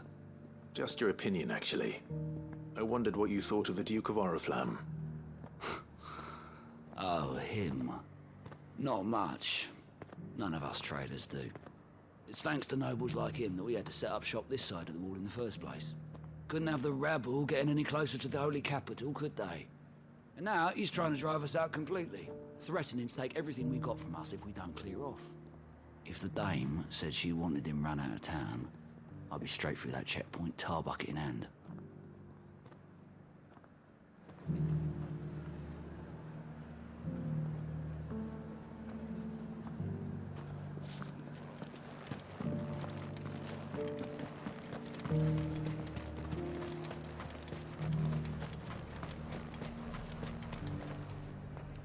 I've been hearing a lot of talk about a certain duke.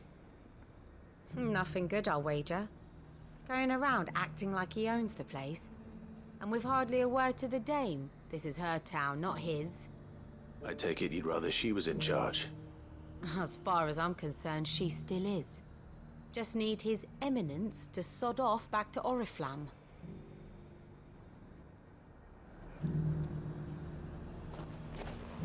Why?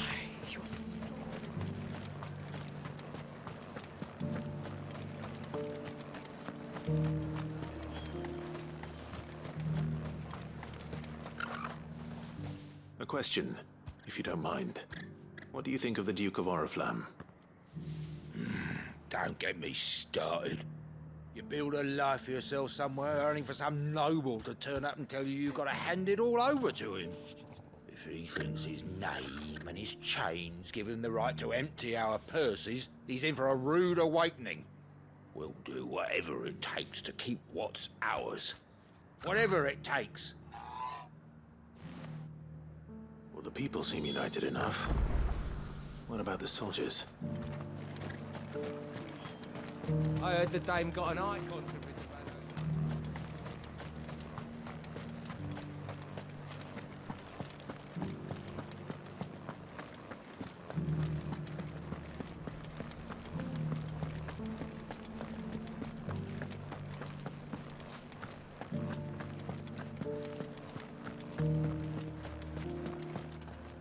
Excuse me, do you have a moment?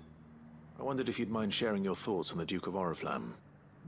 Well, he's made a lot of enemies coming in the way he did. I mean, look around us. You can see the state the realm's in. The traders might not like having the screws put on them, but if they volunteered a few more of their hard-earned gil before things got bad, maybe they wouldn't have to. I think the Duke's got a point when he says rebuilding the Empire's the best way of making sure we're all protected.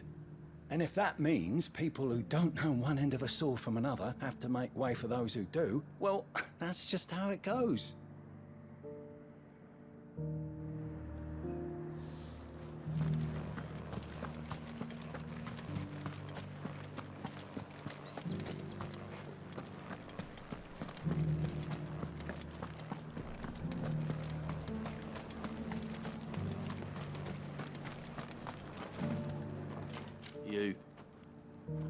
You're the one who was talking to His Eminence. On the dame's behalf, yes. I was trying to persuade him not to take the people's goodwill for granted, but it seems my words fell on deaf ears. What do you think of his plans? I'm a soldier, mate. He tells me what to do, not the other way round. Listen, I've got nothing but respect for the dame, but I've got a family to look after. That's where my loyalties lie, not with the town or the Empire, but with my wife and children. If the Duke can get us the men and the equipment we need to fight off those blue-skinned bastards, I don't care how he does it.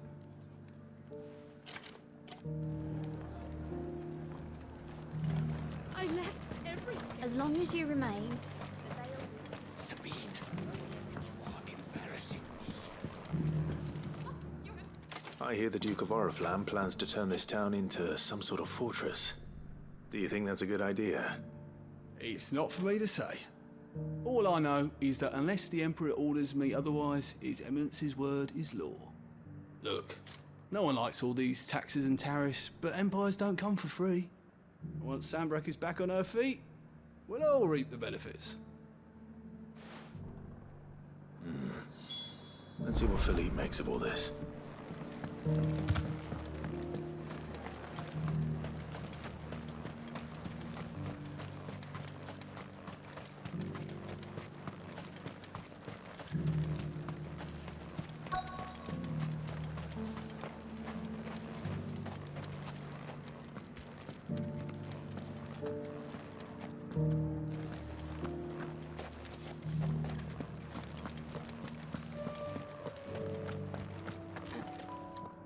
Captain, do you have a moment?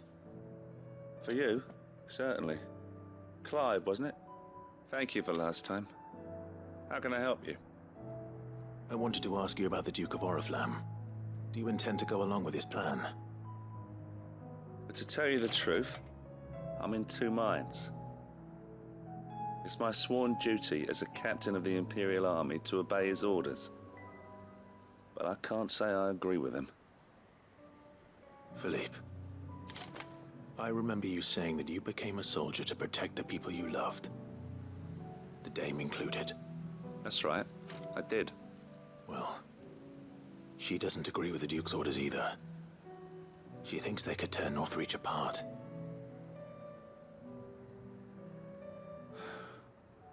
And she's probably right. Thank you, Clive. I know what I need to do now. Protecting the people I love is what matters. Doesn't matter how. Well, duty calls, so I better go. Thanks again.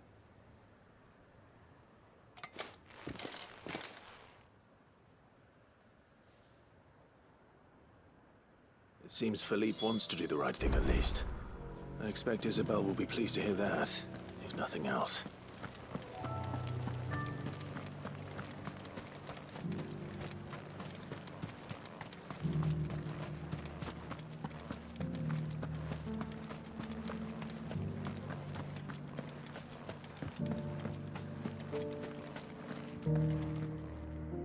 Ah, Clive. How did you fare? Were you able to speak with the Duke? I was, but...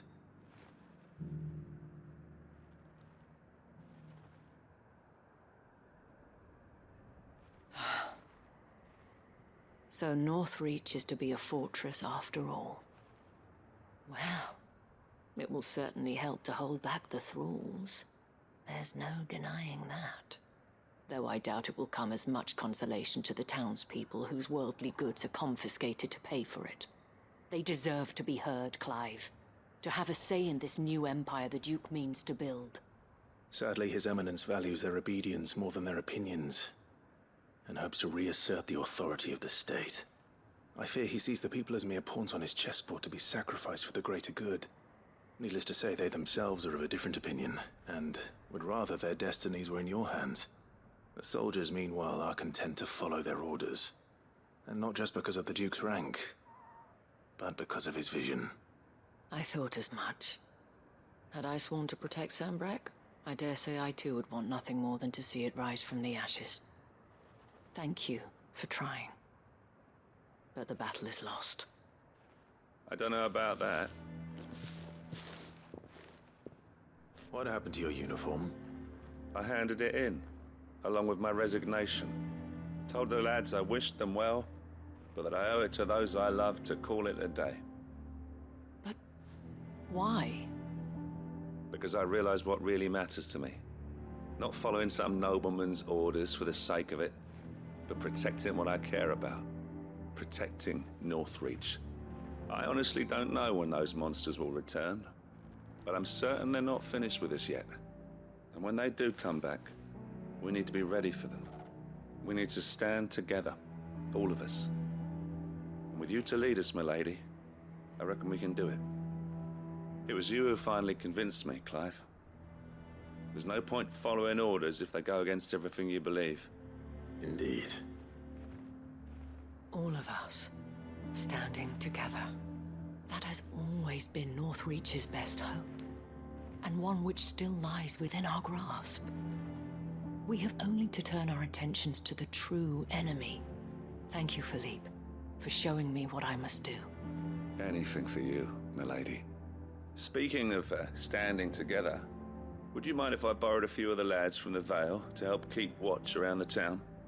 I fear His Eminence has loftier tasks in mind for the guard. Not at all. Be my guest. Wouldn't be the first time.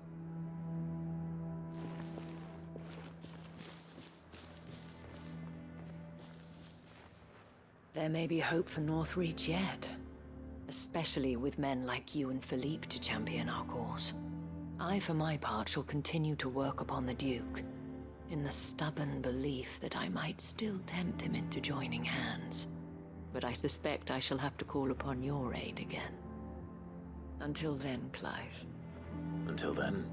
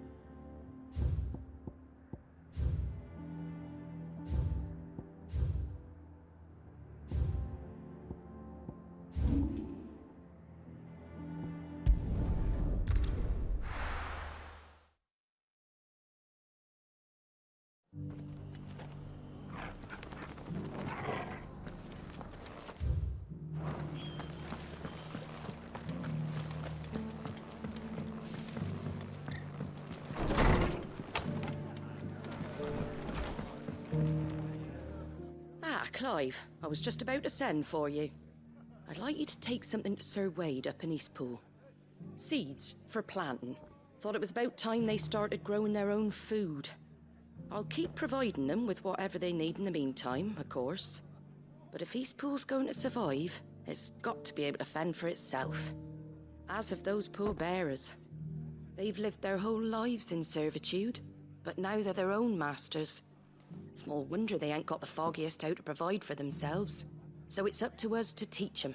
And if you're wondering why you, well, the wagoneers taking supplies up that way have been coming back with more and more reports of Akashic around the village of late. Sir Wade's putting a brave face on it, but I think even he's starting to worry. And if he's likely to share those concerns with anyone, it's you. All right. Thanks. Wouldn't ask if I didn't have to. There. That should be enough to keep him in Gazal Greens for a few years at least. Gazal Greens? Not the most mouth-watering crop, I'll admit. But they're hardy, they grow fast, and they fill a hole. Better that than something that'll wither away at first frost.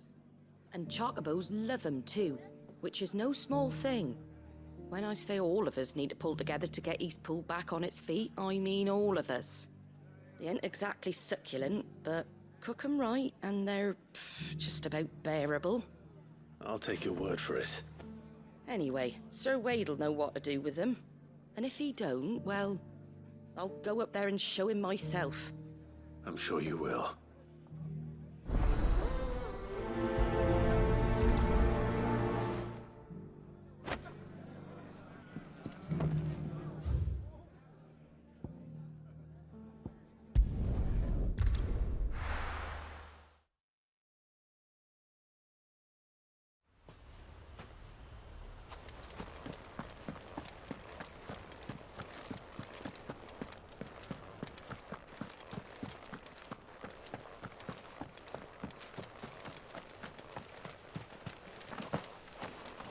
Ah, Lord Rossfield. What brings you to Eastpool? A delivery from Martha.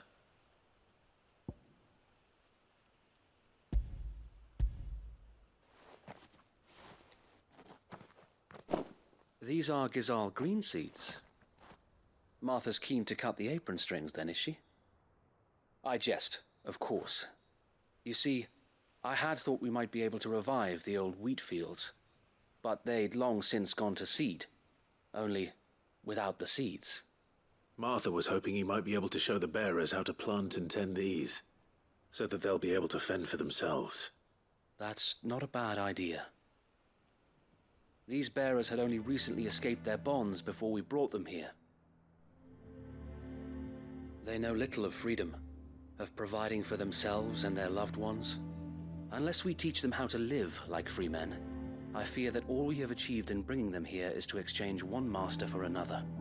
Not that myself and the Guardians have been the best example to them so far, subsisting almost entirely on Martha's charity as we do. It's about time we all started to provide for ourselves, bearers and Guardians alike. Unfortunately, we've been a little too busy of late to focus on much besides bolstering our defenses. There have been alarming reports of... The Horde is closing in. They're coming, Sir Wade, all of them. Damn it all, I thought we'd have more time. Gather the men in the square. Send to the rest for reinforcements. Yes, Sir Wade. The Horde. Akashic, a veritable legion of them. They've been seen prowling around the northern reaches for a while now. We don't have the numbers to hold back a swarm that size. I had hoped to build a perimeter wall so that myself and the Guardians might be able to defend the village, but... Now you're out of time. Precisely. If reinforcements from the rest arrive before they do, we may just scrape through, but I fear that's rather an enormous if. What if you could call on reinforcements from Eastpool? You mean the bearers? We brought them here so they might live, not die, fighting for their lives. So wait. You said you lack men to defend the village. Are the bearers not men? Do they not wish to see Eastpool saved? Though they may not be trained soldiers like your Guardians. What help they are able to offer could still prove the difference between victory and defeat. You're right, my lord. I will appeal to them.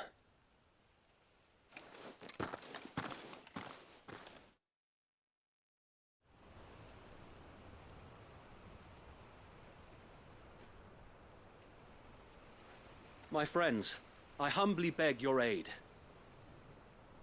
We Guardians are few and our enemies many.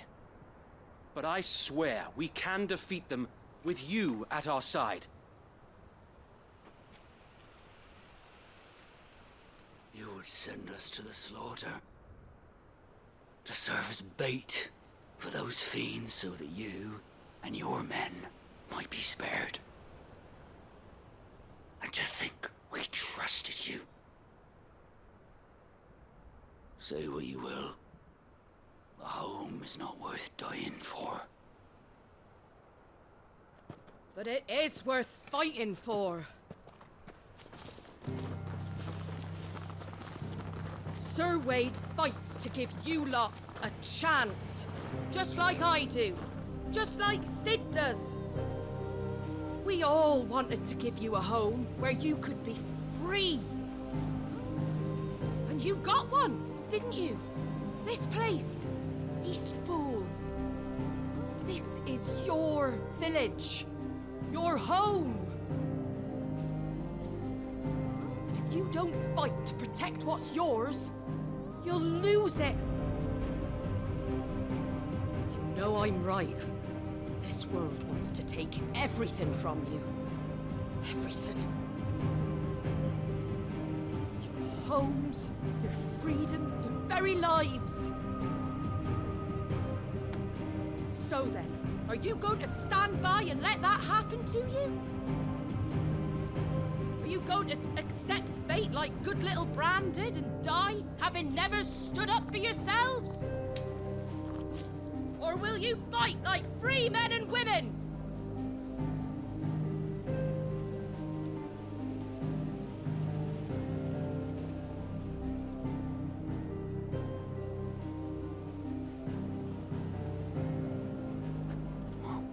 What are you doing? All right. Give me a sword. I never dreamt I'd have a home of my own. And now that I have, I don't want to lose it. I will protect what's mine, or die trying. We all will. Free men and women, fighting together.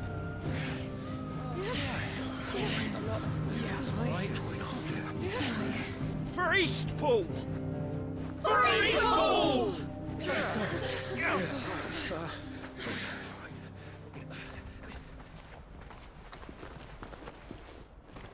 Thank you, Martha. Don't mention it. Just promise me one thing. That you'll show them how freeborn fight. Gladly.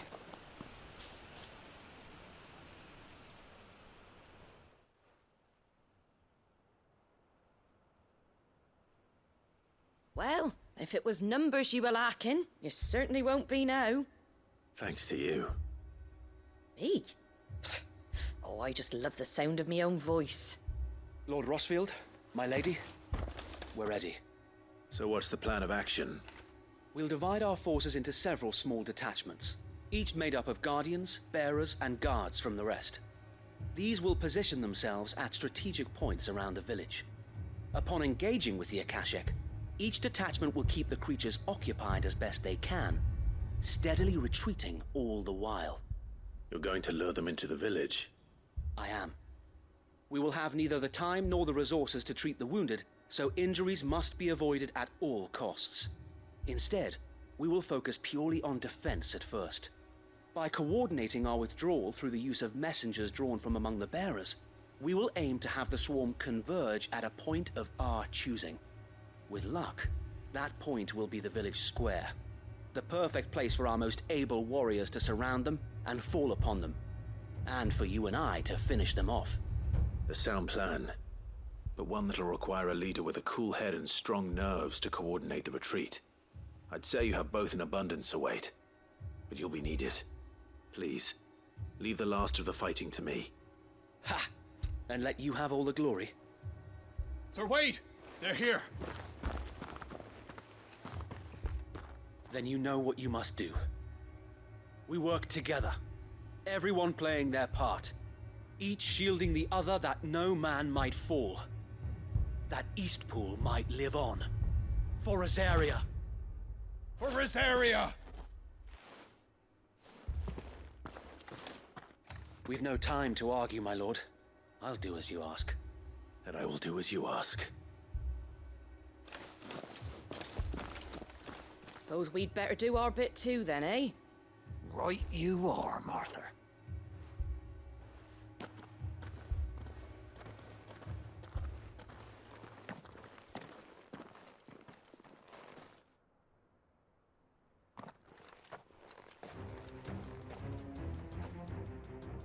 The calm before the storm.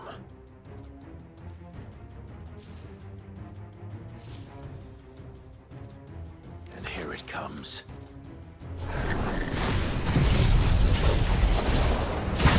Not let this village fall.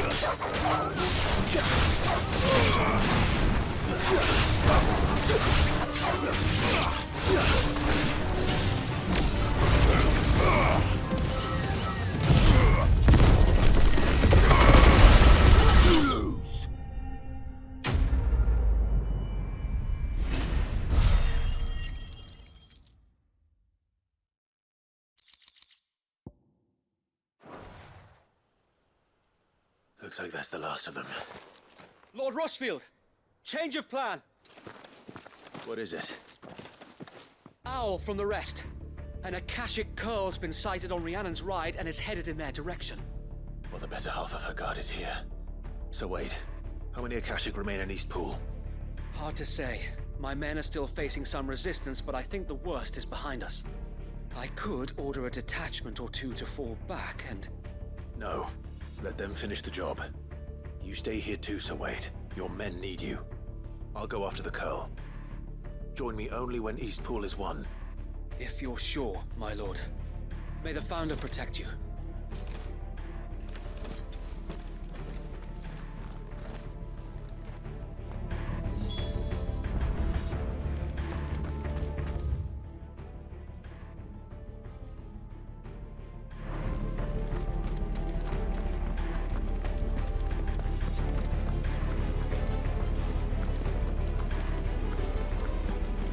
Next one's mine.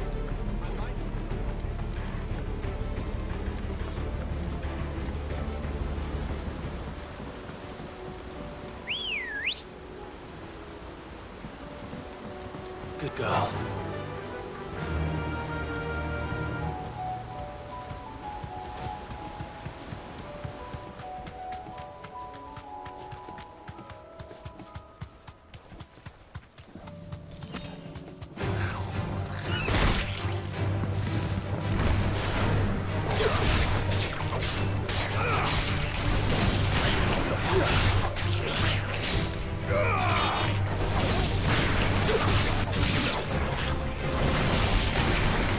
hurt, Torgal.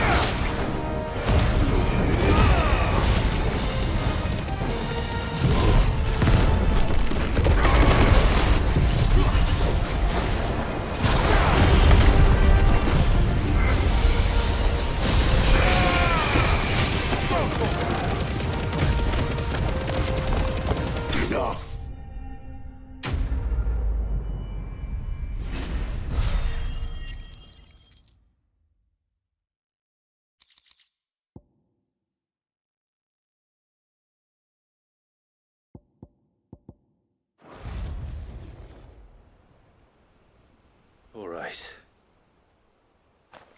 Back to Eastpool.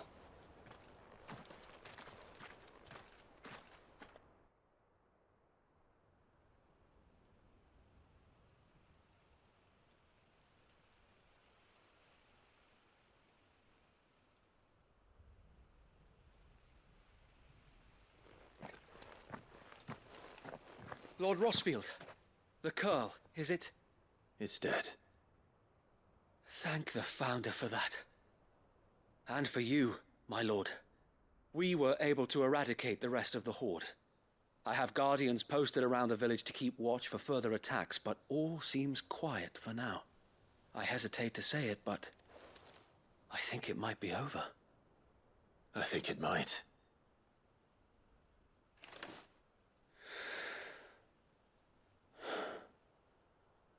We did it. We saved Eastpool. Thank you, my friends. Thank you. No, Sir Wade. It's us who should be thanking you. You brought us together. Showed us what it means to fight for what you hold dear. We never had nothing to call our own before. We didn't know what it meant to protect it, but now we do. We really do. Forgive us, Sir Wade. You and your people saved us, and still we doubted you. But there's no doubt in my mind anymore. We're free men now, so we have to start acting like it. We have to fight to protect what's ours, to protect Eastpool. And we shall. We all shall. Together. This is our home. And if anyone or anything tries to take it away, they'll have us to answer to. Come on then. Let's get to work. This village isn't gonna rebuild itself.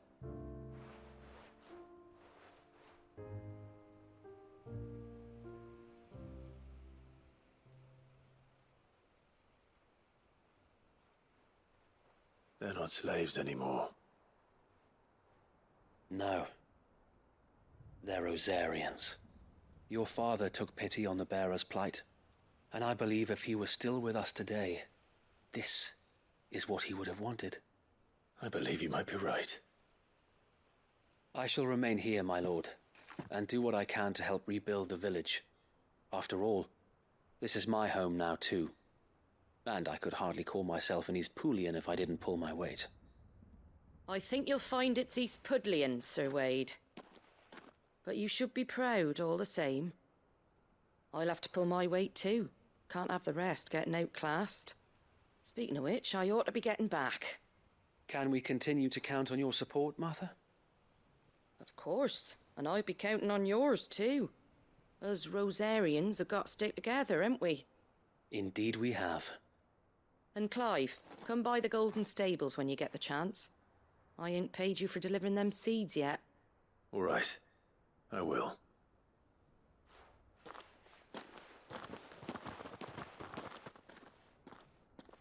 Lord Rossfield, do you remember our very first mission together? Clearing the goblins from the Stillwind marshes?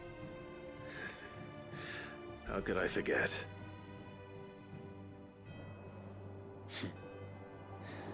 There's one side that I shall never forget. You, facing off against that giant Morble. Not a trace of fear on your face. Since that day, there have been more than a few times when I felt like giving up. When the odds seemed so stacked in the enemy's favor, I thought I may as well just lay down my sword and surrender. But every time, I would think back to the look in your eyes that day and remember what it means to be a shield. Know that whatever trials Eastpool may face, I shall never lose courage. Thanks to you. So Wade, you have always been a true shield. I know that Eastpool, and indeed all of Rosaria, will be safe in your hands. Thank you, my lord. I know the rest of the world will be safe in yours. I'll do my best.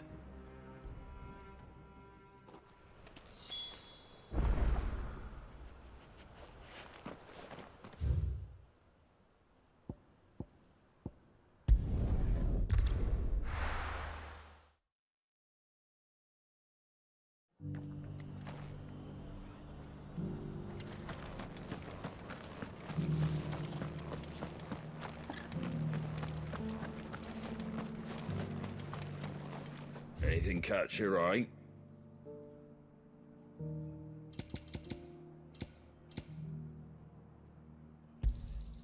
Much obliged. Thanks very much. There you go. Thanks very much. Much obliged.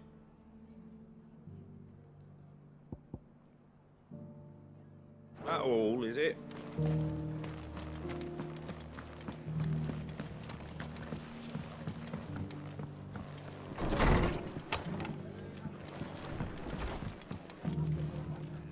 The hero returns.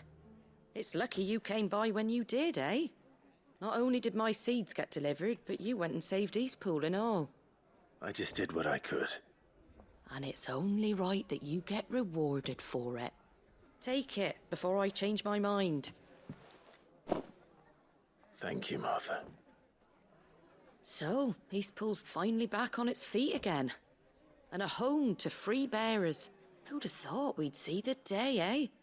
Well, it was your idea. I know that, but I never stopped to think what it would mean. Bearers in charge of themselves, thinking for themselves, working for themselves. Like your Hideaway, but not even hidden away. Though I suppose the rest ain't much different nowadays. You know, bearers living free like that reminds me of when I first met Sid. Loath as I am to recall that particular day. I take it you didn't always see eye to eye. What happened? Well, if you really want to know, I started doing what I do long before I met Sid. In fact, that's how I met him. Or at least how he came to meet me. He showed up at the stables one day, asking questions about who'd been buying up bearers. Founder knows what he thought I was doing with them. Running a hunt, poking around in their innards. Something awful anyway. Me, I thought he was a new constable. Thought the game was up. But somehow we both managed to work out what each other was about. And before I knew it, the cheeky arse was rattling on at me about how I was doing it all wrong. After all my hard work. Told me I was giving them relief, but not freedom. That my bearers were still dying as slaves. Got right under my skin, it did. Told him if he didn't like it, he could bugger off and report me to the garrison. And do you know what he did? He smiled, and then he laughed. And then I did the same. We made a pact that day, that whenever one of us was in need, the other would always be there for him. And you were? Well, we both wanted the same thing. To make life better for bearers. Just like your dad. Do you know I was born right around the time Elwyn became Archduke? Growing up, I saw how he tried to change things. He certainly didn't lack for ambition, that one. Indeed. But the loftier one's ambitions, the harder they are to achieve. Which is why those of us who follow in their footsteps need to finish what people like Sid and my father started. Suppose you're right, aye. And if we don't manage it, there's always them who come after us. Good thing we've got a few half-decent sorts waiting in the wings, eh? It's almost enough to give you a little bit of hope. Just a little. Anyway, enough nattering. Better get back to work. Let's see about making everyone some dinner, shall we? The least the folks who saved Eastpool deserve is a hot meal. And you and me ain't gonna save the world on an empty stomach neither. That sounds like a wonderful idea.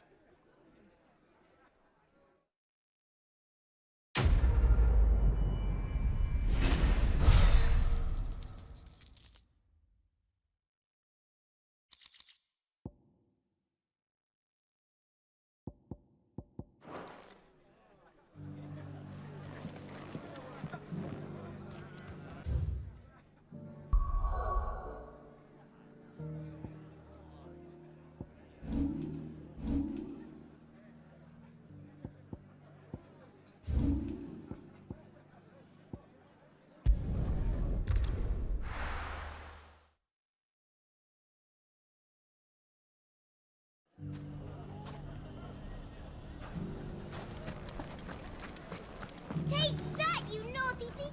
Clive! To what do I owe the pleasure? I just wanted to see how the town's been faring since you brought everyone together. Since we brought everyone together, all is absolutely wonderful. Conrad and Natalie's hands remain safely away from each other's throats, and firmly at the helm. Our stores are full, and the bandits still too disorganized to raid them. Just as the good Lady Jane and Lord Underhill intended. Are you a lord? Lubor's going to be one too. They're going to make him the Lord of Dalamil, because of how he stopped all the grown-ups from fighting. It's the mayor of Dalamil, dear child, and the vote hasn't taken place just yet. But if the people wish me to lead them, I shall. And my first act will be to build a school so that menaces like you two learn not to interrupt your elders. Speaking of menaces, there may be a rather worrying one just over the horizon. May there indeed. I'm afraid the example Conrad and Natalie set in putting aside their differences and presenting a united front might have caught the bandits' attention. And they might have elected to take a similar approach. They have formed what one could call a League of Outlaws, and they grow more organized by the day. We'll fight them all off just like last time, no matter how many of them there are. Won't we, Lubor? Of course we will. If we continue to work together, we can overcome any challenge we choose to face. The longer we avoid facing this one, the more difficult it will be, until the only way to overcome it might be to run for the hills. Our best hope is to nip these efforts at organization in the bud, by finding those ne'er-do-wells who have yet to join the cause, and ensuring that they never do. Perhaps a certain Lord Underhill might be willing to lend us his aid once more? How could I refuse? Thank you, my lord. Victor will fill you in on the particulars. I have him stationed by the desert gate, receiving and collating reports from my scouts. Such an amenable soul. He reminds me of you. I'll go and speak with him.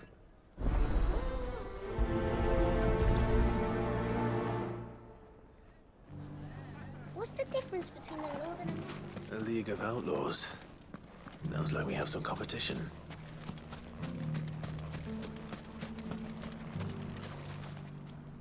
Still in Dalamil, Victor? Ah, Sid. I thought you'd have returned to Cosnis by now. I did. Then I came back. I've developed something of a fondness for the place. And having worked so hard to see it saved from one fate, it would seem remiss to abandon it to another. A sentiment Master Lubor certainly isn't shy about exploiting. Hence my doing his bidding yet again. You're not the only one. What does he want you to do? He asked for my aid in putting down the bandits. And he said that you might be able to help me find them. Then you've come at just the right time. I was on my way to speak with Conrad about how to organize our forces. There are more camps in the vicinity than we can safely strike at once. But we must strike together, and we must strike soon at as many camps as we can. We can't give this league of theirs time to rally its forces. All right. Which camp shall I take? There's one upriver. Just out there, across the dunes. Leave it with me.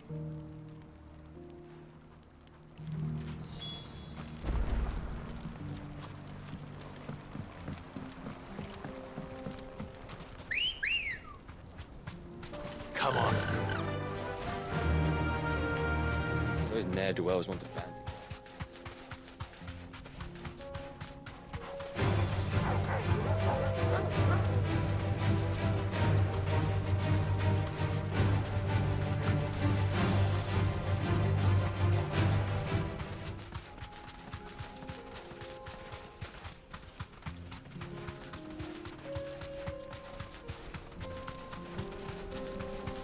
That must be the camp Victor mentioned. Come on then, Toggle.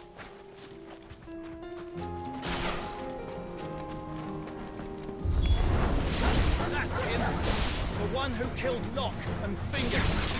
Take his head off!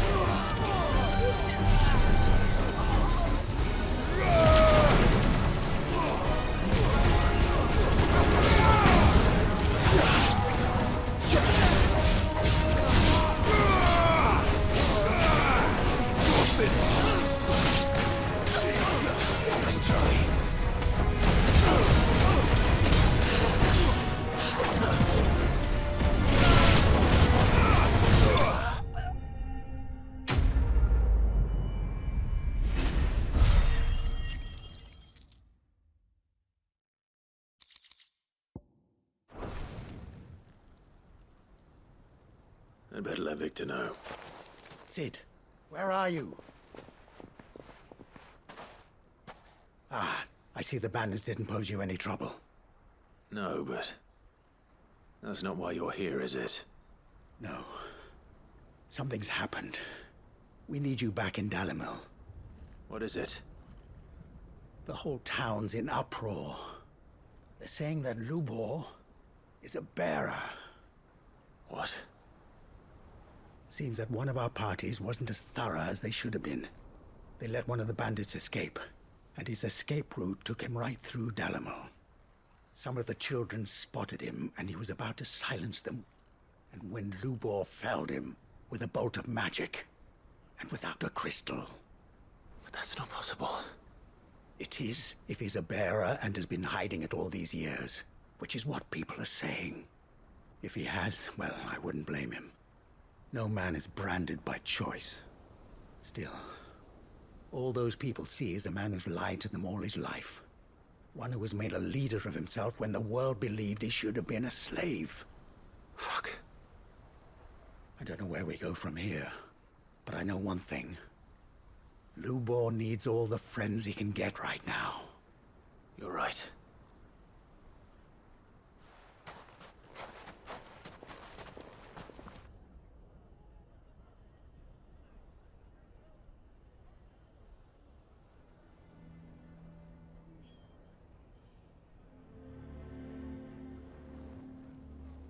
And now everyone knows.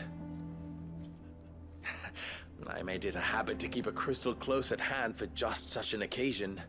And when that occasion arose, I forgot to reach for it. Well, it was bound to come out sooner or later. We're sorry, Lubor. We tried to keep running. But we just couldn't anymore. There's nothing to be sorry for. I rather enjoyed playing the hero for once. All that matters to me is that you two are safe. Look at him talking to his betters like it's nothing. All lies, I'll wager. Just like the ones he fed us all these years. Once people make up their minds, it's hard to change them. We need to do something, and quickly. Convince the people not to let their prejudices blind them. Convince them that nothing has changed. That their enemy lies outside these walls, not within them. You're right. We should speak to everyone. I'm glad you agree. I'll handle the townsfolk. I'm a Dalmec born and bred. They listen to me. You head to the tavern. Make Conrad and Natalie remember who Lubor really is. They know that Lubor and I are friends. I might not make for the most impartial of interlocutors. Lord Underhill of Randalar's League of Merchants, however, is a trusted and impartial mediator of note. I'll do what I can.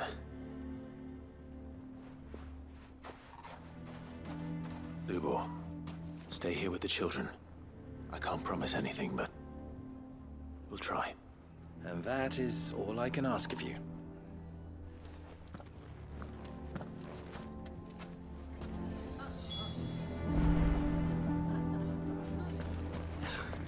Why are you taking the bearers? Why do they always have to make such a fuss? He knew all along that he was Forgive me for disturbing you, but could I have a moment of your time? I've seen your face before. As have I, Lord Underhill, wasn't it? Of the League of Merchants. That's right. I wanted to speak to you about Lubor. The rumors that he's a bearer.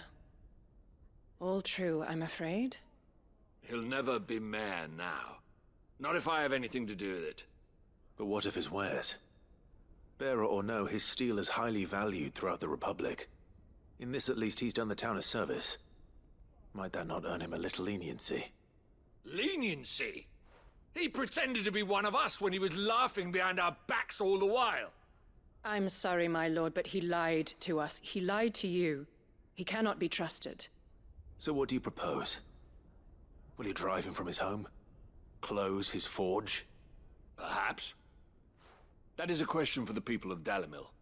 And they will thank you not to get involved.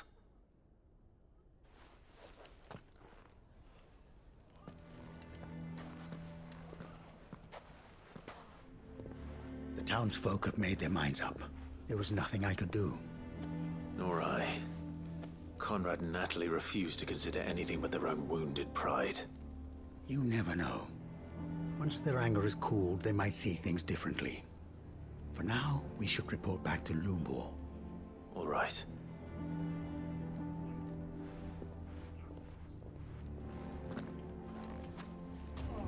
Why do they always have to make such a fuss outside? Why the hell would Victor take the bearers? I assume the situation is hopeless?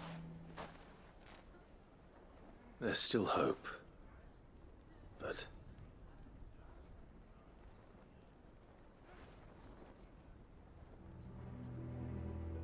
But perhaps not in this lifetime, I think it's fair to say. You mustn't think like that, Lubor. Give them time. They'll come around. We'll talk some sense into them in the end, you'll see. No, you won't. And your efforts would be better spent elsewhere. But Lubor... Rosina would often tell me that steel does not lie, that a blade is a reflection of the smith who forged it. To yourself be true, that was her point. Rather an ironic one when you consider that her life was taken with a blade of her own making. But I do not doubt that she was always true to herself and what she believed in, right to the end. And so must I be. I must do what I know to be right, no matter what others might think of me. And now, I know what that is. I must embrace my new role of villain so that the people of Dalamil have something to unite against. For only united can they hope to stand against the threat that awaits them. I'll need to make a suitably dramatic exit, of course. Don't go, Lubor. You're the only one who was ever kind to us. We'll be all alone. Again. Trust me, little ones. It is for the best that I go. Not only for the town, but for you, too. How could it possibly be for the best? These children need you. The least you can do is give the townspeople a chance to change their minds. They would not take it, Victor. It's over. Over, you say? And so just like that, you're going to throw this town and these children to the wolves? I thought you were better than this. But it seems you had me fooled as well. Victor. Forget it. Do what you will. You sure you're making the right choice, Lubor? Of those available to me, I believe it's the best one. Yes.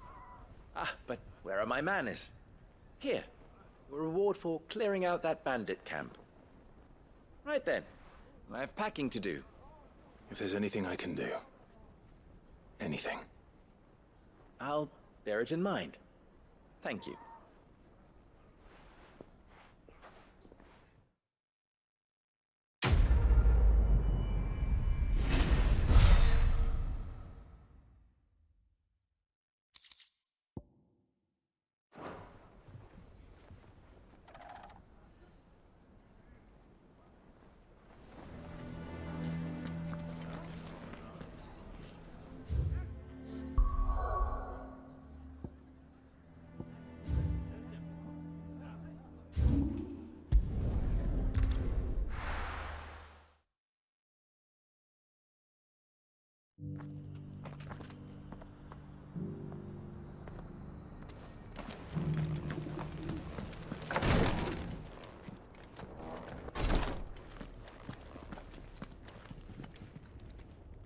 Lord Rosfield, is there aught the Undying might assist you with this day? Perhaps. My brother said that your order was helping him with his quest to uncover Ultima's origins. Have you learned anything of note since last we spoke? Little and less, I regret to report. I see. Be assured, however, that we will not rest until the truth is known. Even now, our archaeologians scour ruins in every corner of the realm for traces of Ultima's touch. Fallen ruins, I take it. Dating back as far as Phoenix Gate. Indeed. Ultima's thralls are oft sighted among the remnants of the fallen civilization, as if protecting the secrets concealed within. Secrets we'd see unearthed. Should our methods be of interest, my lord, mayhap it would please you to observe some of our number at work. Would that be possible? Of course. A survey is being conducted not far from here. Perchance you are familiar with Kretov, a small hamlet built around a fallen airship. I was due to visit my colleagues there to collect their preliminary findings, but if you would consent to do so in my stead, I'm sure that they would be honored to relate any discoveries they have made to you directly. All right. I'll go and meet with them. They will be most gratified, I am sure. Might I suggest you take the road through Titan's Wake? It will lead you straight to the village after but a short walk. Thank you. I will. I wish you a safe journey, my lord. May the Firebird's flames burn ever in your heart.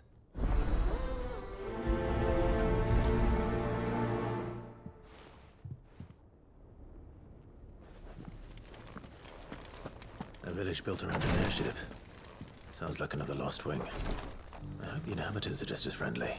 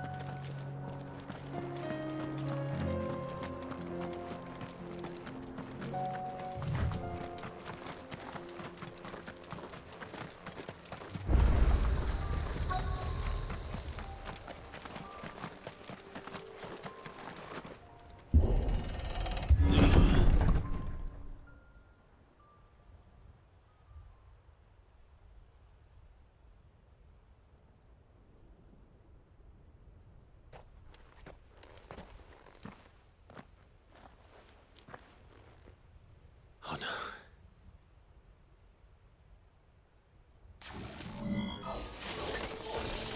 You'll pay for this.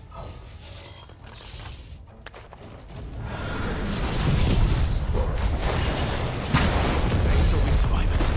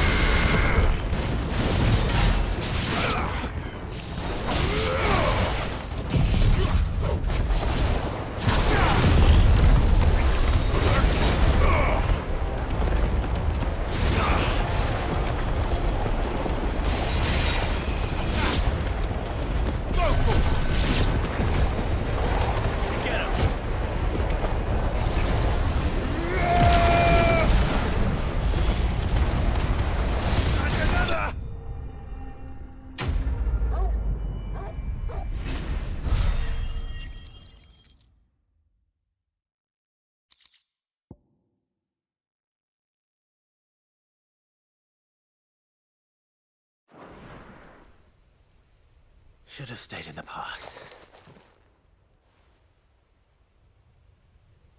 These must be Cyril's colleagues. You have our thanks, stranger. Who are you? Ah, forgive me, my lord. I did not recognize you. You are Lord Rosfield, are you not? We are archaeologians, tasked with surveying this site. When the echoes appeared, our brothers here occupied their attentions. Thanks to them, and to you, we were, for a mercy, able to see our duty to its conclusion. You call that a mercy? Your brothers might still be alive if you put their safety before your duty. Surely this survey wasn't worth dying for. We are charged with uncovering Ultima's origins. A duty of the highest import, as I'm sure you will agree. And you think your dead brothers would agree with you too? I know they would. They gave their lives for the cause, an honor to which all Undying aspire. Now, to what do we owe the honor of your presence, Lord Marquis? Cyril told me of your work here, and I agree to collect your findings in his stead. I see. That is most kind. Pray, take them then, with our humble thanks. May the Firebird's flame burn ever in your heart, as it does in ours.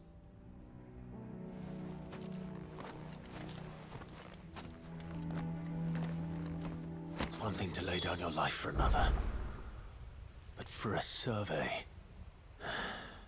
I suppose I'd better get this back to Cyril.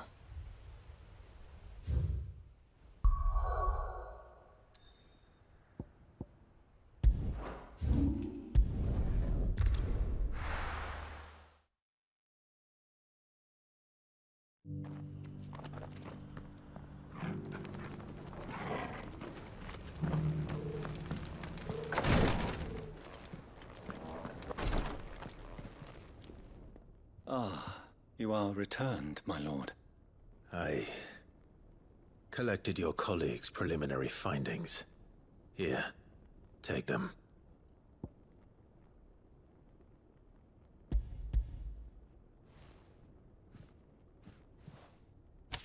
My thanks.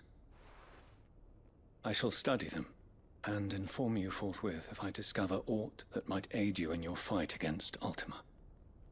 Cyril, your survey party suffered several losses in Kretov. Losses which could have been avoided, had the others not chosen to complete their work, instead of saving their friends. Were these your orders? No. This was their choice. Every Undying devotes his life to the service of the Phoenix. It is our sole duty, and should we die in discharging it, so be it. Even when death is avoidable. My lord, I fear that this is not a point over which it would be fruitful to argue. The Undying have served the Phoenix for countless generations, and your opinion of our methods, however earnest, is not like to change them. We live to serve the Phoenix. Our very order exists for that purpose, and that purpose alone. Cyril, I know that you and your brethren answer only to Joshua, but allow me to offer you a word of advice. It does not further the cause of the Phoenix to have his loyal followers surrender their lives without good reason. Provide your survey parties with an escort, that they might live to do their duty for years to come. Think not only of how you can serve the Phoenix, but how Joshua would want you to serve him. Please. For all our sakes. I thank you for your advice, my lord. If you will permit me to respond, our faith in his grace, Joshua Rossfield, is absolute. And we of the Undying will do what we believe is right to fulfill our duty unto him. As first shield to the Phoenix, I am sure you understand what it means to do one's duty. I do. Then we are of the same mind. And it is my hope that we may continue to do our duty together.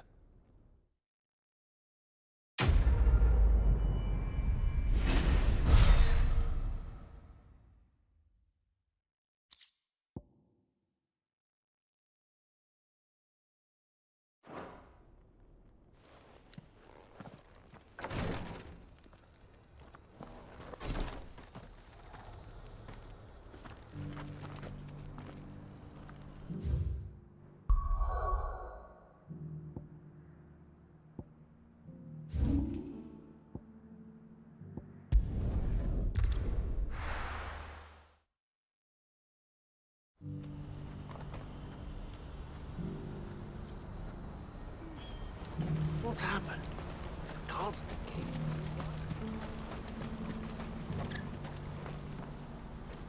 Ah, Clive. You'll be pleased to know that the negotiations are progressing well. That is good news. Yes. Our comrade in Randalar has just sent word that the contract should be signed very soon. But I still have much and more to prepare. It's a huge undertaking moving this many bearers at once. You couldn't do me a quick favor, could you? What is it this time? More wild beasts? Nothing like that.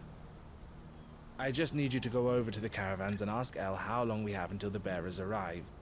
Find out exactly how much faster I need to get all these supplies moved. All right. I'll go and ask. Thanks, Clive. I owe you one.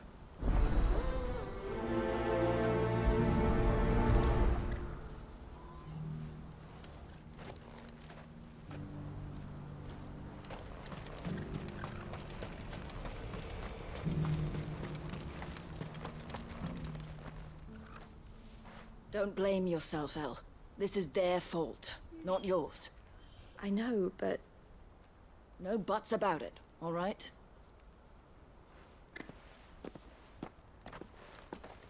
Is something wrong? Vonnie came to give me a message from our intermediary. The talks with the Republican army have fallen through. They've reached an agreement with the Silver Peak Consortium instead. Though prices have fallen of late, we deliberately offered above the going rate to try and deter other bidders. But the Consortium offered double what we did, and the army jumped at the chance. You had no opportunity to make a counteroffer?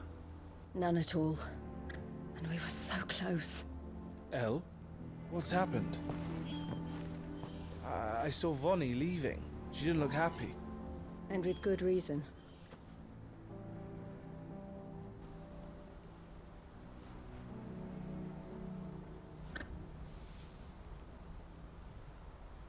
But I thought we were the only ones the Fist were speaking to about the bearers. How did the Consortium even find out about this? It's not so surprising. They have ears all over the Republic. This isn't over. The Consortium will have to sell these bearers eventually, and at the price they paid, buyers will be few and far between. I'm going to Randalar myself. Alone? You sure that's wise? Are you offering to be my bodyguard? How kind. Meet me at the checkpoint near the capital gates. I'll send an owl ahead and request a meeting. You go to Cashlock, Theo, and get everything ready. We've waited far too long as it is. Even if I fail to free these bearers, there will be others. Someone needs to prepare the place and keep any prowling beasts at bay. Oh, and that's me, is it? Well, it looks like I'm following orders till she gets back from meeting the Silver Peak Consortium, who've been doing their best to undermine our scheme. She'll never join them after this, surely. No, she said it herself. She still has plans for Cashlock, even if this one falls through. She means to stay with us, then. I can't say I'm not happy to hear it, but... is this what she really wants? You have to trust her. You're right. It's what she wants now. And if Elle's off fighting for the cause, I should do my part too. So I bid you farewell and safe travels, my friend. I'll gather my men and leave for Cashlock. We'll make sure the place is well stocked and defended. You go to Randalar and see if you can stop my sister biting the Consortium's heads off. If she won't consider her prospects, someone has to. I'll do my best.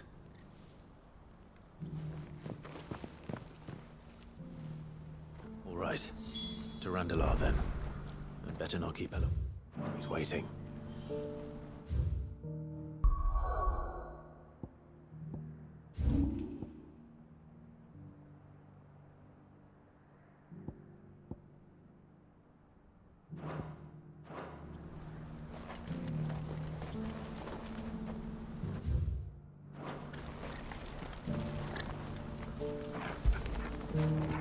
Get it, boy!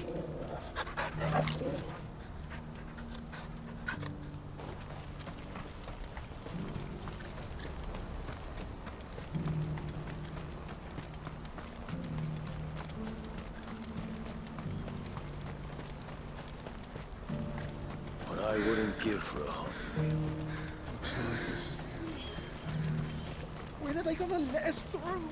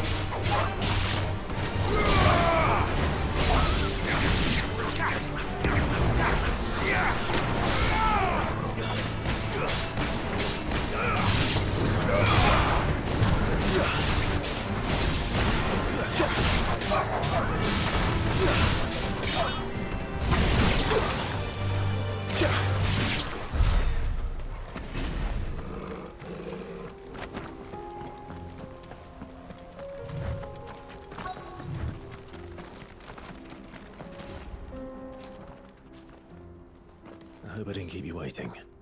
Did you arrange to speak with the consortium? Here they are now. You wish to consult with me? I did.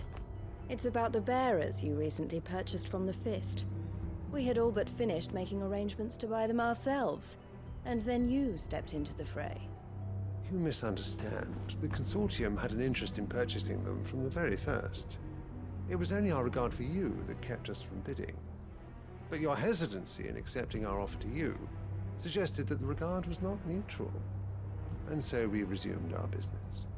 I did not hesitate. I am simply not inclined to make such decisions without first giving them due consideration. But what is done is done. Come then. How much do you want for them?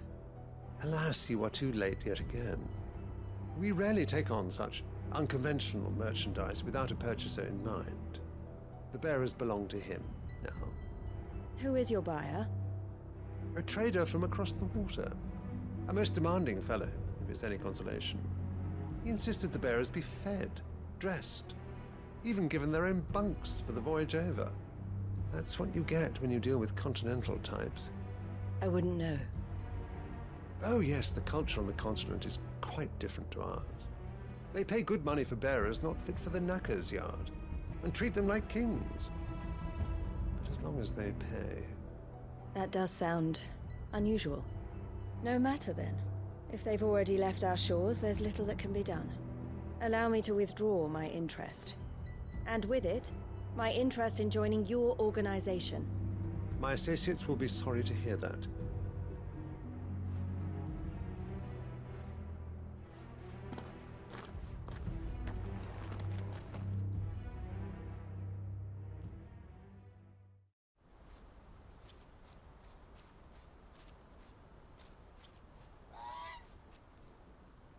I'm sorry you weren't able to save them. As am I. But I only have myself to blame. He was right, you see. The Silver Peak Consortium did intend to buy those bearers before I did. Their representative hinted at a possible purchase when he came to recruit me. I feigned interest in joining them in the hope he might be encouraged to tell me more. And he did just that. As soon as he left, I sent my own offer to Randalar. So you never... No. I entertained the Consortium's proposal solely so I could learn more about those bearers. But I was a fool to think they wouldn't find out. I knew exactly who I was dealing with. You tried. I did. And if what he said was true, the bearers are to be well treated. Which is something, at least.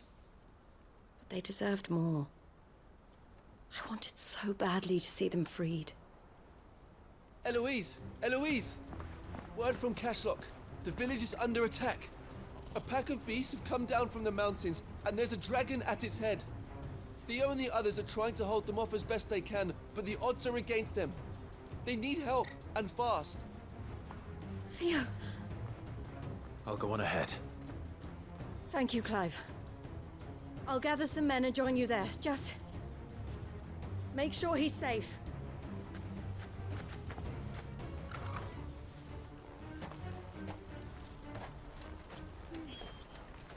Hold on, Theo. I'm coming.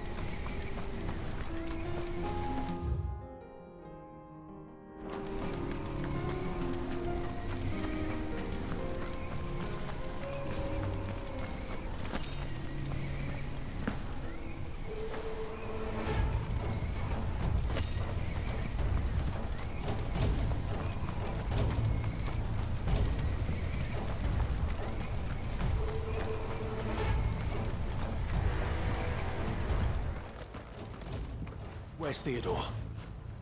Upriver! He led the dragon that way to keep it from the village, but the whole area's flooded with ether.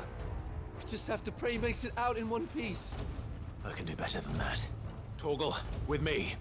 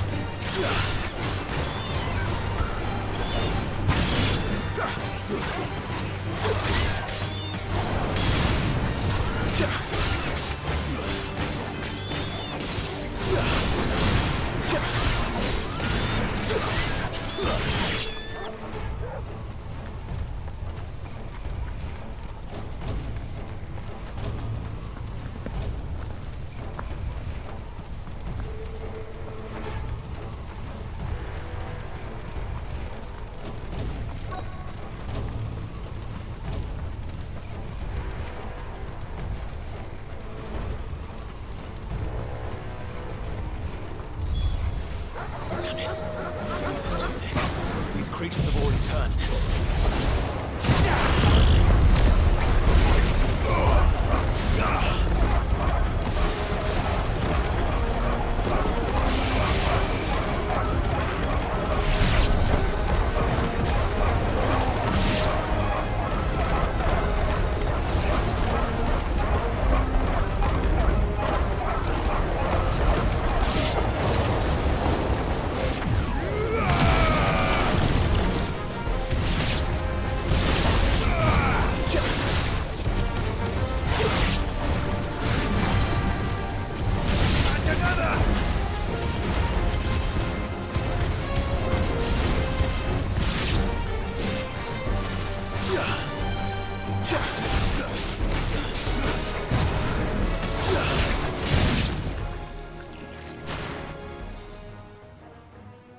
Any more time.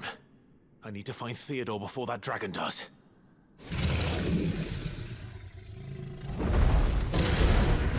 Looks like it's found me. This thing's turned as well. This isn't going to be easy.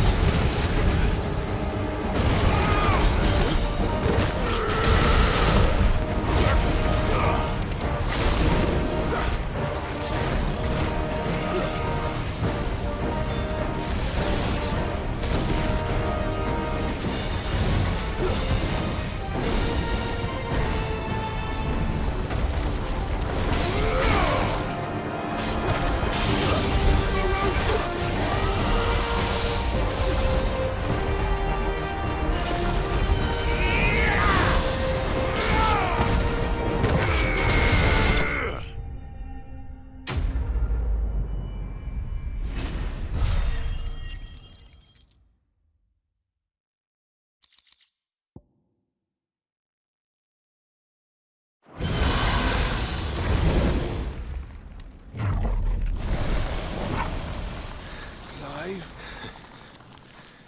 Theodore, you had me worried for...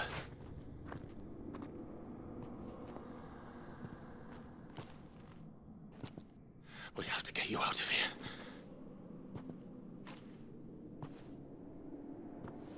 I think it might be a little too late for that. Bearer or no, there's only so much ether a man can take, and that Drake just wouldn't let me leave.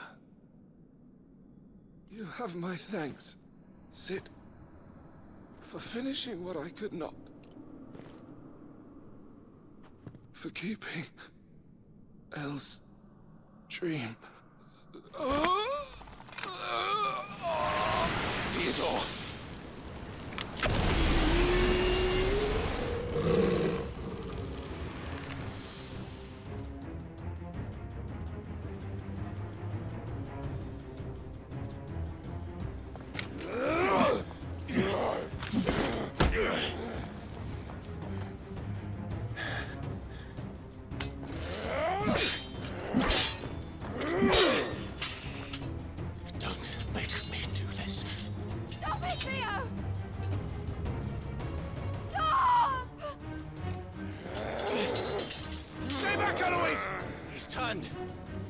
So will you!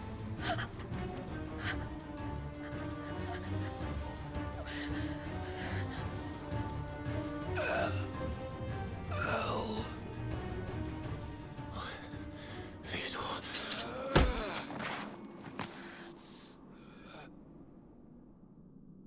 Take care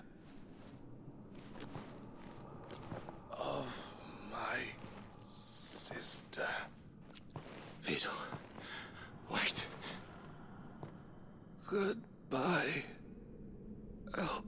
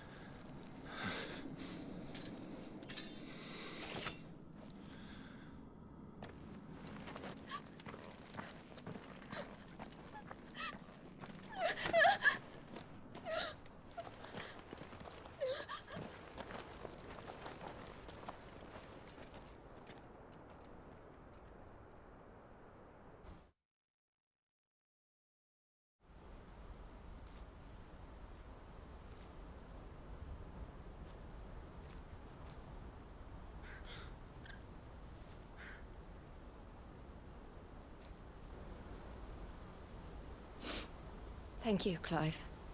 I think I'll be all right now. That was true bravery he showed. Leading the dragon away from the village like that. His first instinct was always to protect people. To put others' well-being before his own. And now he's gone. Because I sent him to that place, against his will. It wasn't against his will. He was ready to do whatever it took to show you he could stand on his own. So that you would finally be free to live your own life. To live my own life? He never could come to terms with the choice I made. What exactly happened? You once told me Theo was the first bearer you ever helped.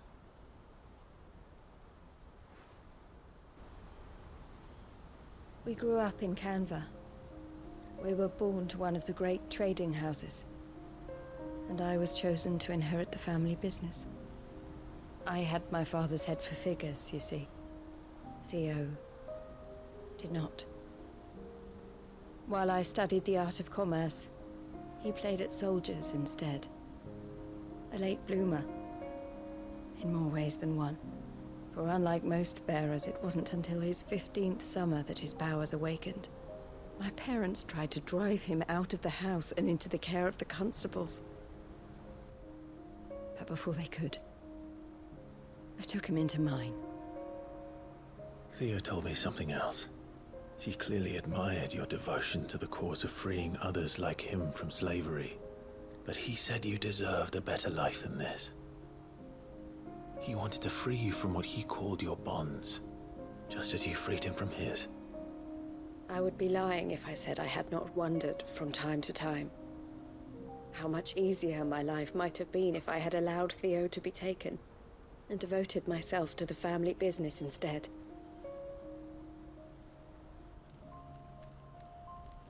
But I have never regretted the decision I made. Being with my brother meant more to me than tradition or reputation. I only had to look at him to remind myself of that night and the choice I made, and the fact that I would make the same choice again in a heartbeat.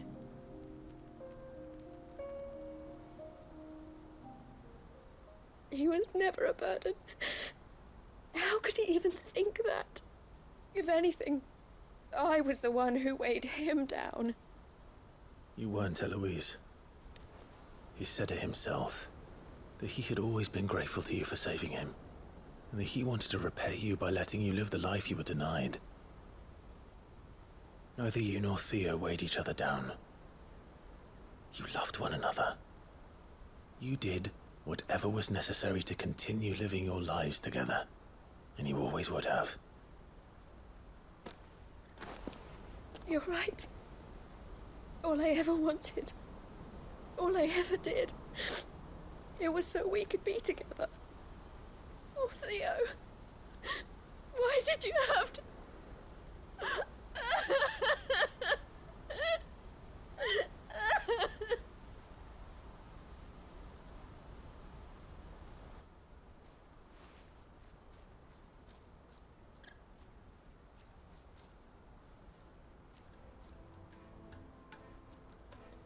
I know Theo wanted me to move on, but I'm staying here at the Crimson Caravans to continue our work.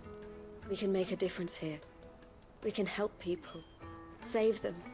I need nothing more from life than that. So I'll carry on doing what we do, ensuring that goods, people, bearers get where they need to be, bringing smiles to people's faces, just like we always have, and to Theo's, wherever he is. This is the life I have chosen. The life I will always choose. I've made a choice of my own, to continue helping you however I can, whenever you need it. Thank you, Clive. Let's go on together then, for Theodore.